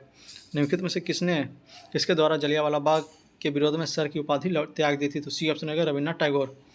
अगला प्रश्न, निम्नलिखित घटनाओं का सही क्रम नीचे दिए गए कूट से ज्ञात कीजिए। तो सबसे पहले दूसरा नंबर हुआ था डॉक्टर सत्यपाल का बंदी बनाया जाना, फिर पहला नंबर हुआ था जलियांवाला बाग नरसंहार, फिर तीसरा नंबर हुआ 1919 में अमृतसर कांग्रेस का अधिवेशन। तो ए ऑप्शन हो जाएगा 2-1-3। अगला प्रश्न है, हंटर आयोग की नियुक्ति की गई थी? तो बी ऑप्शन हो जाएगा जलियांवाला बाग हत्याकांड के बाद। हंटर आयोग की नियुक्ति की गई थी तो बी ऑप्शन हो जाएगा जलियांवाला बाग हत्याकांड के बाद। अगला, जलियांवाला बाग हत्याकांड के लिए जिम्मेदार ओ डायर को निम्न में से किसने मार डाला? तो सी ऑप्शन होगा उधम सिंह ने। जलियांवाला बाग हत्याकांड के लिए जिम्मेदार ओ डायर को निम्न में से किसने मार डाला? तो सी ऑप्शन हो जाएगा उधम सिंह ने। आगे, लंदन में 13 मार्च 1940 को सर माइकल ओ डायर को गोली से मारा गया, तो डी ऑप्शन हो जाएगा उधम सिंह। लंदन में 13 मार्च 1940 में सर माइकल ओ डायर को गोली से मारा गया, तो डी ऑप्शन हो जाएगा उधम सिंह। आगे, उधम सिंह ने लंदन में मारा, तो सी ऑप्शन हो जाएगा सर माइकल ओ डायर को। उधम सिंह ने लंदन में मारा किसे? तो सी ऑप्शन हो जाएगा सर माइकल ओ डायर को। आगे जलियांवाला बाग नरसंहार पर कांग्रेस जांच समिति की रिपोर्ट के प्रारूप लिखने के लिए कार्य सौंपा गया, तो बी ऑप्शन हो जाएगा महात्मा गांधी को। जलियांवाला बाग नरसंहार पर कांग्रेस जांच समिति की रिपोर्ट के प्रारूप लिखने के लिए कार्य सौंपा गया किसे, तो बी ऑप्शन हो जाएगा महात्मा गांधी को। अगला प्रश्न है 1919 में जघन्य जलियांवाला बाग कांड के समय भारत का वायसराय कौन था, तो ए ऑप्शन हो जाएगा लॉर्ड चेम्सफोर्ड। 1919 के जघन्य जलियांवाला बाग कांड के समय भारत का वायसराय कौन था, तो ए ऑप्शन हो जाएगा लॉर्ड चेम्सफोर्ड। आगे निम्नलिखित घटनाओं में से किस एक को मॉन्टेग्यू ने विनायक हत्या के नाम से विशेषीकृत किया, तो बी ऑप्शन हो जाएगा जलियांवाला बाग का नरसंहार। निम्नलिखित घटनाओं में से किस एक को मॉन्टेग्यू ने विनायक हत्या के नाम से विशेषीकृत किया, तो बी ऑप्शन हो जाएगा जलियांवाला बाग का नरसंहार। आगे निम्न में से किसके कारण सार्वजनिक रोष की लहर उमड़ी, जिसके फलस्वरूप जलियांवाला बाग में ब्रिटिश द्वारा जनसंहार की घटना घटी, तो सी ऑप्शन हो जाएगा द रॉलेट एक्ट। अगला हमारा चैप्टर खिलाफत आंदोलन। तो आइए इसके प्रश्नों को भी एक एक करके हम लोग देखते हैं। पहला प्रश्न है निम्न में से किसने खिलाफत आंदोलन का प्रारंभ किया था, तो बी ऑप्शन हो जाएगा 1, 2, 4 मतलब शौकत अली, मोहम्मद अली और अब्दुल कलाम आज़ाद। निम्न में से किसने खिलाफत आंदोलन को प्रारंभ किया था, तो शौकत अली ने किया था, मोहम्मद अली ने किया था और अब्दुल कलाम आज़ाद ने किया था। बी ऑप्शन हो जाएगा 1, 2 और 4। आगे खिलाफत आंदोलन के प्रमुख नेता निम्न में से कौन थे, तो ए ऑप्शन हो जाएगा मौलाना मोहम्मद अली और शौकत अली। खिलाफत आंदोलन के प्रमुख नेता निम्न में से कौन थे, तो ए ऑप्शन हो जाएगा मौलाना मोहम्मद अली और शौकत अली। आगे खिलाफत आंदोलन के मुख्य उद्देश्य निम्नलिखित में से कौन सा था, तो मुख्य उद्देश्य इसका देखते हैं क्या क्या था। तो 1 और 4 मतलब भारत के मुसलमानों में ब्रिटिश विरोधी भावना उत्पन्न करना, और चौथा नंबर है ऑटोमन साम्राज्य की रक्षा और खिलाफत का संरक्षण। 1 और 4 इसका आंसर है। अगला है वर्ष 1919 में अखिल भारतीय खिलाफत सम्मेलन का अध्यक्ष किसे चुना गया, तो ए ऑप्शन हो जाएगा महात्मा गांधी। वर्ष 1919 में अखिल भारतीय खिलाफत सम्मेलन का अध्यक्ष किसे चुना गया, तो ए ऑप्शन हो जाएगा महात्मा गांधी। आगे महात्मा गांधी ने खिलाफत आंदोलन का समर्थन क्यों किया, तो बी ऑप्शन हो जाएगा गांधी जी ने अंग्रेजों के खिलाफ अपने आंदोलन में भारतीय मुसलमानों का सहयोग प्राप्त करना चाहता था। महात्मा गांधी ने खिलाफत आंदोलन का समर्थन क्यों किया, तो बी ऑप्शन हो जाएगा गांधी जी ने अपने अंग्रेजों के खिलाफ अपने आंदोलन में भारतीय मुसलमानों का सहयोग प्राप्त करना चाहता था। अगला प्रश्न, खिलाफत आंदोलन का समर्थन दिया था, तो डी ऑप्शन हो जाएगा गांधी जी ने। खिलाफत आंदोलन का समर्थन दिया था किसने, तो डी ऑप्शन हो जाएगा गांधी जी ने। आगे किसने खिलाफत आंदोलन को हिंदू और मुसलमानों की एकता के एक ऐसे अवसर के रूप में देखा जो 100 वर्षों में पुनः प्रस्तुत नहीं होगा, तो सी ऑप्शन हो जाएगा महात्मा गांधी। किसने खिलाफत आंदोलन को हिंदू और मुसलमानों की एकता के एक ऐसे अवसर के रूप में देखा जो 100 वर्षों में पुनः प्राप्त नहीं हो सकता था, तो सी ऑप्शन हो जाएगा महात्मा गांधी। आगे निम्नलिखित में से किस एक ने खिलाफत आंदोलन के दौरान हाजिक उल मुल्क की पदवी त्याग दी थी, तो डी ऑप्शन हो जाएगा हाकिम अजमल खां। निम्नलिखित में से किस एक ने खिलाफत आंदोलन के दौरान हाजिक उल मुल्क की पदवी त्याग दी थी, तो डी ऑप्शन हो जाएगा हाकिम अजमल खां। आगे गांधी जी को किसने सावधान किया था कि मुस्लिम धार्मिक नेताओं और उनके अनुयायियों के कट्टरपन को प्रोत्साहित ना करें, तो डी ऑप्शन हो जाएगा मोहम्मद अली जिन्ना। गांधी जी को किसने सावधान किया था कि मुस्लिम धार्मिक नेताओं को उनके अनुयायियों के कट्टरपन को प्रोत्साहित ना करें, तो डी ऑप्शन हो जाएगा मोहम्मद अली जिन्ना। आगे निम्नलिखित में से किसने महात्मा गांधी के खिलाफ आंदोलन में भागीदारी का भर्त्सना की थी, तो डी ऑप्शन हो जाएगा M.N. जिन्ना। निम्नलिखित में से किसने महात्मा गांधी के खिलाफत आंदोलन में भागीदारी का भर्त्सना की थी, तो डी ऑप्शन हो जाएगा M.N. जिन्ना। आगे निम्नलिखित में से खिलाफत आंदोलन का परिणाम कौन था, तो ए ऑप्शन हो जाएगा हिंदू मुस्लिम मतभेदों में कमी आई। निम्नलिखित में से खिलाफत आंदोलन के परिणाम कौन था, तो ए ऑप्शन हो जाएगा हिंदू मुस्लिम मतभेदों में कमी आई। आगे वह व्यक्ति जिसने 4 अप्रैल 1919 को दिल्ली की जामा मस्जिद के प्रवचन मंच से हिंदू मुस्लिम एकता का भाषण दिया था, तो डी ऑप्शन रहेगा स्वामी सहजानंद ने। वह व्यक्ति जिसने 4 अप्रैल 1919 को दिल्ली की जामा मस्जिद से प्रवचन मंच से हिंदू मुस्लिम एकता का भाषण दिया था, तो डी ऑप्शन हो जाएगा स्वामी सहजानंद ने। आगे कांग्रेस के खिलाफ आंदोलन का समर्थन किया था मुख्यतः, ए ऑप्शन हो जाएगा 1 और 3 मतलब खिलाफत की पुनः स्थापना के लिए, और 3 नंबर हो जाएगा मुसलमानों की सहानुभूति प्राप्त करने के लिए। कांग्रेस ने खिलाफत आंदोलन का समर्थन किया मुख्यतः, तो पहला हो जाएगा खिलाफत की पुनः स्थापना के लिए, और तीसरा हो जाएगा मुसलमानों की सहानुभूति प्राप्त करने के लिए, तो ए ऑप्शन हो जाएगा 1 और 3। आगे निम्नलिखित में से किस भारतीय नेता ने खिलाफत आंदोलन का समर्थन नहीं किया था, तो बी ऑप्शन हो जाएगा मदन मोहन मालवीय। निम्नलिखित में से किस भारतीय नेता ने खिलाफत आंदोलन का समर्थन नहीं किया, तो बी ऑप्शन हो जाएगा मदन मोहन मालवीय। बाकी जवाहरलाल नेहरू, मोहम्मद अली और स्वामी सहजानंद ने सहयोग किया था। आगे वर्ष 1920 में खिलाफत कमेटी की सभा जिसमें गांधी जी को असहयोग आंदोलन का नेतृत्व को संभालने का अनुरोध किया था, वह किस शहर में हुई थी, तो सी ऑप्शन होगा इलाहाबाद। वर्ष 1920 में खिलाफत कमेटी की सभा जिसमें गांधी जी को असहयोग आंदोलन का नेतृत्व को संभालने की अनुरोध किया था, वह किस शहर में हुआ था? तो सी ऑप्शन हो जाएगा इलाहाबाद में। आगे, इस मिसाल में हम मुसलमानों को हिंदू से भिड़ा नहीं पाए, निम्नलिखित में से कौन से एक घटना से एचिंसन ने इस कथन का संबोधन है? तो सी ऑप्शन हो जाएगा खिलाफत आंदोलन के सहयोग आंदोलन, खिलाफत और असहयोग आंदोलन 1919 से 22। अगला प्रश्न है 1921 में मोपला आंदोलन शाखा थी, तो ए ऑप्शन हो जाएगा खिलाफत आंदोलन की। 1921 में मोपला आंदोलन शाखा थी किसकी? तो ए ऑप्शन हो जाएगा खिलाफत आंदोलन की। अगला चैप्टर है असहयोग आंदोलन। तो आइए इसके प्रश्नों को भी एक एक करके देखते हैं। तो निम्नलिखित में से किसने 1920 के नागपुर के भारतीय राष्ट्रीय कांग्रेस की अध्यक्षता में असहयोग को प्रस्तावित किया था? तो ए ऑप्शन हो जाएगा सी आर दास। निम्नलिखित में से किसने 1920 के नागपुर के भारतीय राष्ट्रीय कांग्रेस के अधिवेशन में असहयोग का प्रस्ताव को प्रस्तावित किया था? तो ए ऑप्शन हो जाएगा सी आर दास। आगे, भारतीय राष्ट्रीय कांग्रेस ने पहला असहयोग आंदोलन किस वर्ष में शुरू किया था? तो सी ऑप्शन हो जाएगा 1920 में। भारतीय राष्ट्रीय कांग्रेस के पहला असहयोग आंदोलन किस वर्ष में शुरू किया गया था? तो सी ऑप्शन हो जाएगा 1920 में। आगे, भारतीय राष्ट्रीय कांग्रेस ने असहयोग आंदोलन किस वर्ष प्रारंभ किया था? तो सी ऑप्शन हो जाएगा 1920। भारतीय राष्ट्रीय कांग्रेस ने असहयोग आंदोलन किस वर्ष प्रारंभ किया था? तो सी ऑप्शन हो जाएगा 1920। आगे, महात्मा गांधी द्वारा चलाया गया प्रथम जन आंदोलन था? तो ए ऑप्शन हो जाएगा असहयोग आंदोलन। महात्मा गांधी द्वारा चलाया गया प्रथम जन आंदोलन क्या था? तो ए ऑप्शन हो जाएगा असहयोग आंदोलन। आगे, खिलाफत के प्रश्न पर असहयोग आंदोलन कब शुरू हुआ? तो बी ऑप्शन हो जाएगा 1920। खिलाफत के प्रश्न पर असहयोग आंदोलन कब शुरू हुआ? तो बी ऑप्शन हो जाएगा 1920। आगे, निम्नलिखित में से कौन सा असहयोग आंदोलन के प्रभाव प्रारंभ करने का कारण नहीं था? तो बी ऑप्शन हो जाएगा नमक कानून नहीं था। बाकी खिलाफत का प्रश्न था, पंजाब में अत्याचार था और रॉलेट एक्ट था। तो बी ऑप्शन हो जाएगा नमक कानून नहीं था। आगे, भारतीय राष्ट्रीय कांग्रेस के सितंबर 1920 में कलकत्ता में जो विशेष अधिवेशन आयोजित किया गया था और जिसमें असहयोग आंदोलन का प्रस्ताव पारित किया गया था, उसके अध्यक्ष कौन थे? तो सी ऑप्शन हो जाएगा लाला लाजपत राय। भारतीय राष्ट्रीय कांग्रेस के सितंबर 1920 में कलकत्ता में जो विशेष अधिवेशन आयोजित किया गया था और जिसमें असहयोग आंदोलन का प्रस्ताव पारित किया गया था, उसके अध्यक्ष कौन थे? तो सी ऑप्शन हो जाएगा लाला लाजपत राय। आगे, गांधी जी ने असहयोग आंदोलन कब प्रारंभ किया? तो ए ऑप्शन हो जाएगा 1920 में। आगे, एक वर्ष में स्वराज का नारा गांधी जी ने कब दिया? तो बी ऑप्शन हो जाएगा असहयोग आंदोलन के समय। फिर से, एक वर्ष में स्वराज का नारा गांधी जी ने कब दिया? तो बी ऑप्शन हो जाएगा असहयोग आंदोलन के समय। आगे, 1919 में के सुधारों की भारतीयों की आकांक्षाओं को पूर्ण करने में असफलता के साथ भारतीय राष्ट्रीय कांग्रेस ने स्वराज अथवा स्वशासन हेतु आंदोलन किया। नेतृत्व में किसके? तो ए ऑप्शन हो जाएगा महात्मा गांधी के। 1919 के सुधारों में भारतीयों की आकांक्षाओं को पूर्ण करने में असफलता के साथ भारतीय राष्ट्रीय कांग्रेस ने स्वराज अथवा स्वशासन हेतु आंदोलन किया। नेतृत्व में किसके? तो ए ऑप्शन हो जाएगा महात्मा गांधी के। आगे, एक वर्ष के भीतर स्वराज की प्राप्ति लक्ष्य था किसका? तो डी ऑप्शन हो जाएगा असहयोग आंदोलन का। एक वर्ष के भीतर स्वराज की प्राप्ति लक्ष्य था किसका? तो डी ऑप्शन हो जाएगा असहयोग आंदोलन का। आगे, निम्नलिखित कथनों में कौन सा असहयोग आंदोलन के संबंध में सही नहीं है? तो देखना कौन सा सही नहीं है। तो इस आंदोलन की अवधि वर्ष 1920 से 1922 तक थी, यह बिल्कुल सही है। एक वर्ष के भीतर स्वराज की प्राप्ति इसके लक्ष्य था, यह भी सही है। इसमें बहिष्कार का योजना था, यह भी सही है। तो तीसरा नंबर, एम.एन. जिन्ना ने इस आंदोलन का समर्थन किया, यह गलत है। तो डी ऑप्शन इसमें गलत हो जाएगा, एम.एन. जिन्ना ने इस आंदोलन का समर्थन किया था। आगे, नगरों में असहयोग आंदोलन के संबंध में निम्नलिखित में से कौन सा कथन सही नहीं है?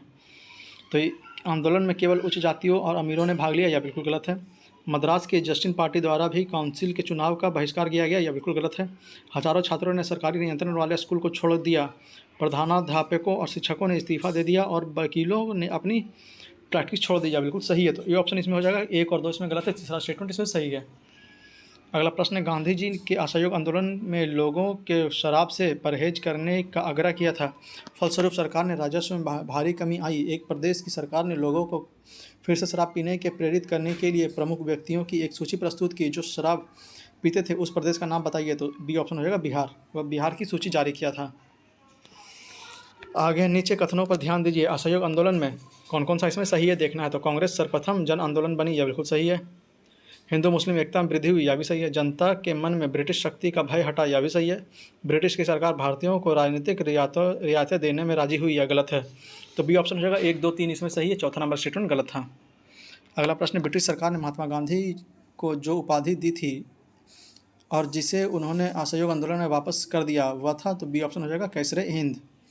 ब्रिटिश सरकार ने महात्मा गांधी को जो उपाधि दी थी जिसे उन्होंने असहयोग आंदोलन में वापस कर दिया था वह कौन सी थी? तो बी ऑप्शन हो जाएगा कैसरे हिंद। आगे निम्न में से किसने सही असहयोग आंदोलन के दौरान अपनी वकालत छोड़ दी थी? तो डी ऑप्शन हो जाएगा चित्तरंजन दास। निम्नलिखित में से किसने असहयोग आंदोलन के दौरान अपनी वकालत छोड़ दी थी? तो डी ऑप्शन होगा चित्तरंजन दास। आगे भारतीय स्वतंत्रता संग्राम के बारे में निम्न में से कौन सा कथन सही नहीं है? तो वर्ष 1921 में महात्मा गांधी को गिरफ्तार कर लिया गया, यह बिल्कुल गलत है। चौरा चौरी कांड के कारण गांधी जी ने असहयोग आंदोलन से हाथ खींच लिया, यह बिल्कुल सही है। गांधी जी ने अपना पहला प्रमुख सार्वजनिक भाषण बनारस हिंदू विश्वविद्यालय में दिया, यह भी सही है। तो ये ऑप्शन इसमें गलत हो जाएगा, वर्ष 1921 में महात्मा गांधी को गिरफ्तार कर लिया गया था। आगे है, निम्नलिखित में से किसने असहयोग आंदोलन को समर्थन दिया परंतु उसके परिणाम नहीं देख सके? तो ये ऑप्शन हो जाएगा बाल गंगाधर तिलक। निम्नलिखित में से किसने असहयोग आंदोलन को समर्थन किया परंतु इसके परिणाम नहीं देख सके? तो ये ऑप्शन हो जाएगा बाल गंगाधर तिलक। आगे किस क्षेत्र में राहुल संकृत्यान 1920 के असहयोग आंदोलन में सक्रिय थे? तो ये ऑप्शन हो जाएगा छपरा से वे सक्रिय थे। आगे निम्नलिखित में से कौन चौरी चौरा कांड की वास्तविक तिथि थी? तो बी ऑप्शन हो जाएगा फरवरी 4, 1922। निम्नलिखित में से कौन चौरा चौरी कांड का वास्तविक तिथि थी? तो बी ऑप्शन हो जाएगा फरवरी 4, 1922। आगे फरवरी 1922 में पुलिस चौकी में आग लगने की घटना से संबंधित चौरी चौरा किस राज्य में है? तो डी ऑप्शन हो जाएगा उत्तर प्रदेश। फरवरी 1922 में पुलिस चौकी में आग लगने की घटना से संबंधित चौरी चौरा किस राज्य में है? तो डी ऑप्शन हो जाएगा उत्तर प्रदेश में। आगे है चौरी चौरा किस जनपद में स्थित है? तो बी ऑप्शन हो जाएगा गोरखपुर। चौरी चौरा किस जनपद में स्थित है? तो बी ऑप्शन गोरखपुर। आगे किस घटना के कारण गांधी जी ने असहयोग आंदोलन नॉन कॉपरेशन मूवमेंट वापस लिया था? तो बी ऑप्शन होगा चौरी चौरा कांड। किस घटना के कारण गांधी जी ने असहयोग आंदोलन नॉन कॉपरेशन मूवमेंट वापस लिया था? तो बी ऑप्शन होगा चौरी चौरा कांड। अगला प्रश्न, महात्मा गांधी ने असहयोग आंदोलन स्थगित कर दिया क्योंकि? तो डी ऑप्शन होगा चौरी चौरा में हिंसा भड़क उठी। महात्मा गांधी ने असहयोग आंदोलन स्थगित कर दिया क्योंकि? तो डी ऑप्शन होगा चौरी चौरा में हिंसा भड़क उठी थी। आगे महात्मा गांधी ने वर्ष 1922 में असहयोग आंदोलन क्यों वापस ले लिया था? तो सी ऑप्शन हो जाएगा चौरी चौरा में हुई हिंसा के कारण। महात्मा गांधी ने वर्ष 1922 में असहयोग आंदोलन क्यों वापस ले लिया था? तो सी ऑप्शन हो जाएगा चौरी चौरा में हुई हिंसा के कारण। आगे निम्नलिखित में से किस प्रमुख कारण से महात्मा गांधी ने 1922 में असहयोग आंदोलन को वापस कर लिया था? तो डी ऑप्शन होगा चौरी चौरा में हिंसा। निम्नलिखित में से किस प्रमुख कारण में महात्मा गांधी ने 1922 में असहयोग आंदोलन वापस ले लिया था? तो डी ऑप्शन हो जाएगा चौरी चौरा में हुई हिंसा। आगे फरवरी 1921 में महात्मा प्रधानमंत्री द्वारा किस शताब्दी समारोह की शुरुआत की गई? तो सी ऑप्शन हो जाएगा चौरी चौरा शताब्दी समारोह। आगे किस घटना के बाद महात्मा गांधी ने असहयोग आंदोलन को अपनी हिमालय जैसी भूल बताई? तो इसका आंसर स्टार मार्क दिया हुआ है, आप लोग चाहें तो नीचे विवरण बॉक्स में से पढ़ सकते हैं। आगे चौरा चौरी की घटना के समय महात्मा गांधी कहाँ थे? तो डी ऑप्शन हो जाएगा बरदौली में। चौरा चौरी की घटना के समय महात्मा गांधी कहाँ थे? तो डी ऑप्शन हो जाएगा बरदौली में। आगे असहयोग आंदोलन 1920 में प्रारंभ हुआ, बताइए यह कब समाप्त हुआ? तो सी ऑप्शन हो जाएगा 1922 में। असहयोग आंदोलन 1920 में प्रारंभ हुआ, बताइए यह कब समाप्त हुआ? तो सी ऑप्शन हो जाएगा 1922 में। अगला प्रश्न है, दिल्ली में 4 फरवरी 1922 में असहयोग आंदोलन अखिल भारतीय कांग्रेस समिति की बैठक में आयोजित आंदोलन वापस लेने के लिए गांधी जी के विरुद्ध निंदा प्रस्ताव किसने प्रस्तुत किया था? तो डी ऑप्शन हो जाएगा डॉक्टर मुंजे ने। दिल्ली में 4 फरवरी 1922 में आयोजित अखिल भारतीय कांग्रेस समिति की बैठक में असहयोग आंदोलन वापस लेने के लिए गांधी जी के विरुद्ध निंदा प्रस्ताव किसने प्रस्तुत किया था? तो डी ऑप्शन हो जाएगा डॉक्टर मुंजे ने। आगे असहयोग आंदोलन के स्थगन संबंधी घटनाओं का सही क्रम इंगित करें। तो सबसे पहले हो गया चौरी चौरा की पुलिस गोलीकांड, फिर हो गया उग्र भीड़ द्वारा पुलिस थाना को जलाना, फिर गांधी जी द्वारा आंदोलन का स्थगन, फिर गांधी जी की गिरफ्तारी। तो ए ऑप्शन हो जाएगा 1, 2, 3, 4, 1, 2, 3, 4। अगला, असहयोग आंदोलन के दौरान बिहार में कृषि का नेतृत्व किसने किया था? तो ए ऑप्शन हो जाएगा स्वामी विद्यानंद ने। असहयोग आंदोलन के दौरान बिहार में कृषकों का नेतृत्व किसने किया? तो ए ऑप्शन स्वामी विद्यानंद ने। आगे, बिहार के किस वकील ने असहयोग आंदोलन के साथ अपनी लाभप्रद वकालत छोड़ दी थी? तो बी ऑप्शन हो जाएगा राजेंद्र प्रसाद। बिहार के किस वकील ने असहयोग आंदोलन के समय अपनी लाभप्रद वकालत छोड़ दी थी? तो बी ऑप्शन हो जाएगा राजेंद्र प्रसाद। आगे, निम्नलिखित घटनाओं का सही क्रम नीचे दिए गए कूट से बताइए। तो सबसे पहले हुआ था चौरी चौरा कांड, फिर तीसरा नंबर हुआ बरदौली प्रस्ताव, फिर दूसरा नंबर हुआ असहयोग आंदोलन का स्थगन। फिर से पहले चौरी चौरा कांड, फिर तीसरा नंबर हुआ बरदौली प्रस्ताव, फिर दूसरा नंबर हुआ असहयोग आंदोलन का स्थगन। आगे 1923 से 28 के काल में भारतीय राजनीति में क्रांतिकारी कार्यविधियों का पुनर्वृत्ति या रिवाइवल का कारण क्या था? तो बी ऑप्शन हो जाएगा गांधी जी द्वारा असहयोग आंदोलन का स्थगन। गांधी जी द्वारा असहयोग आंदोलन का स्थगन। अगला प्रश्न है, असहयोग आंदोलन के दौरान विदेशी वस्त्रों के लिए जलाए जाने पर किसने महात्मा गांधी को लिखा कि यह निष्ठुर बर्बादी है? तो बी ऑप्शन हो जाएगा रविन्द्रनाथ टैगोर ने। असहयोग आंदोलन के दौरान विदेशी वस्त्रों के लिए जलाए जाने पर किसने महात्मा गांधी को लिखा कि यह निष्ठुर बर्बादी है? तो बी ऑप्शन हो जाएगा रविन्द्रनाथ टैगोर ने। अगला, निम्नलिखित में से किस असहयोग आंदोलन के दौरान विदेशी वस्त्रों को जलाए जाने का विरोध किया? तो ए ऑप्शन हो जाएगा रविन्द्रनाथ टैगोर ने। निम्नलिखित में से किसने असहयोग आंदोलन के दौरान विदेशी वस्त्रों को जलाए जाने का विरोध किया? तो ए ऑप्शन हो जाएगा रविन्द्रनाथ टैगोर ने। निम्नलिखित संस्थानों में से कौन असहयोग आंदोलन 1920 से 22 के दौरान स्थापित की गई थी? तो सी ऑप्शन हो जाएगा 1, 2, 3, मतलब काशी विद्यापीठ, गुजरात विद्यापीठ और जामिया मिलिया। सी ऑप्शन होगा 1, 2, 3, काशी विद्यापीठ, गुजरात विद्यापीठ और जामिया मिलिया। C option 1, 2, 3। आगे, असहयोग आंदोलन के दौरान किसने बिहार में किसानों की अगुवाई की? तो बी ऑप्शन हो जाएगा स्वामी विद्यानंद ने। असहयोग आंदोलन के दौरान किसने बिहार में किसानों की अगुवाई की? तो बी ऑप्शन हो जाएगा स्वामी विद्यानंद ने। आगे, 1921-22 में असहयोग आंदोलन का मुख्य प्रतिफल था? तो ए ऑप्शन हो जाएगा हिंदू मुस्लिम एकता। 1921-22 में असहयोग आंदोलन का मुख्य प्रतिफल क्या था? तो ए ऑप्शन हो जाएगा हिंदू मुस्लिम एकता। अगला है, ईवी रामास्वामी नायर के संदर्भ में निम्नलिखित कथनों में कौन सा कथन सही है? तो उन्होंने असहयोग आंदोलन में हिस्सा लिया, यह बिल्कुल सही है। उन्होंने वर्ष 1925 में कांग्रेस छोड़ दी, यह भी बिल्कुल सही है। तो ए ऑप्शन होगा 1, 2, इसमें दोनों सही है। फिर से, ईवी रामास्वामी नायर के संदर्भ में निम्नलिखित कथनों में कौन सा कथन सही है? तो उन्होंने असहयोग आंदोलन में हिस्सा लिया, यह बिल्कुल सही है। उन्होंने वर्ष 1925 में कांग्रेस छोड़ दी, यह भी सही है। तो ए ऑप्शन होगा 1 और 2, इसमें दोनों सही है। अगला, निम्नलिखित में से किसका सुमेल नहीं है? तो 1885 में भारतीय राष्ट्रीय कांग्रेस की स्थापना, बिल्कुल सही है। 1905 में बंगाल विभाजन, यह भी सही है। 1909 में पार्लियामेंट सुधार, यह भी सही है। 1930 में असहयोग आंदोलन, यह गलत है। तो इसमें डी ऑप्शन गलत हो जाएगा, 1930 में असहयोग आंदोलन। आगे, निम्नलिखित में से कौन सही सुमेलित है? तो 1931 में राजगुरु की फांसी, यह बिल्कुल सही है। तो बी ऑप्शन हो जाएगा 1931 में राजगुरु की फांसी। अगला प्रश्न है, महात्मा गांधी द्वारा 1922 में असहयोग आंदोलन स्थगित कर दिया गया, यह बिल्कुल सही है। इस स्थगन का CR दास एवं मोतीलाल नेहरू द्वारा विरोध किया गया, यह भी सही है। तो बी ऑप्शन हो जाएगा। ए और आर दोनों सही है, परंतु आर का सही व्याख्या नहीं है। अगला प्रश्न है, असहयोग आंदोलन के दौरान किसने पटना कॉलेज छोड़ दिया जबकि उसकी परीक्षा में केवल 20 दिन ही बचे थे? तो सी ऑप्शन हो जाएगा जयप्रकाश नारायण। फिर से देखते हैं, असहयोग आंदोलन के दौरान किसने पटना कॉलेज छोड़ दिया जबकि उसकी परीक्षा में केवल 20 दिन ही बचे थे? तो सी ऑप्शन हो जाएगा जयप्रकाश नारायण। आगे, निम्नलिखित में से किसने असहयोग आंदोलन विरोधी सभा की स्थापना की? तो इसका आंसर अशारमक दिया हुआ, आप लोग चाहें तो नीचे विवरण बॉक्स में से पढ़ सकते हैं। अगला प्रश्न, अगला चैप्टर है स्वराज पार्टी का गठन। इसे हम लोग अगले वीडियो लेक्चर में करेंगे। इस वीडियो लेक्चर को यहीं समाप्त करते हैं। उम्मीद है आपको ये वीडियो पसंद आया होगा। तो आप लोग कमेंट बॉक्स में जरूर बताएंगे आपको हमारी यह पहल कैसी लग रही है और आप इससे कितने लाभान्वित हो रहे हैं। और इस वीडियो को ज़्यादा से ज़्यादा शेयर करें उन लोगों तक जो इस बार का 71वां BPSC प्री देने वाले हैं, तो उन लोगों तक भी जो BPSC TRE 4 देने वाले हैं टीचर वाला, उन तक इस वीडियो को जरूर से जरूर पहुँचाएंगे ताकि उन्हें भी इस वीडियो का पूरा लाभ मिल सके और वह भी अपनी एग्जाम की तैयारी को और सुदृढ़ कर सकें। तो मिलते हैं आपसे अगले वीडियो लेक्चर में। तब तक के लिए वीडियो को देखते रहें, शेयर करें, सब्सक्राइब करें और रिवीजन करें। जय हिंद, जय भारत।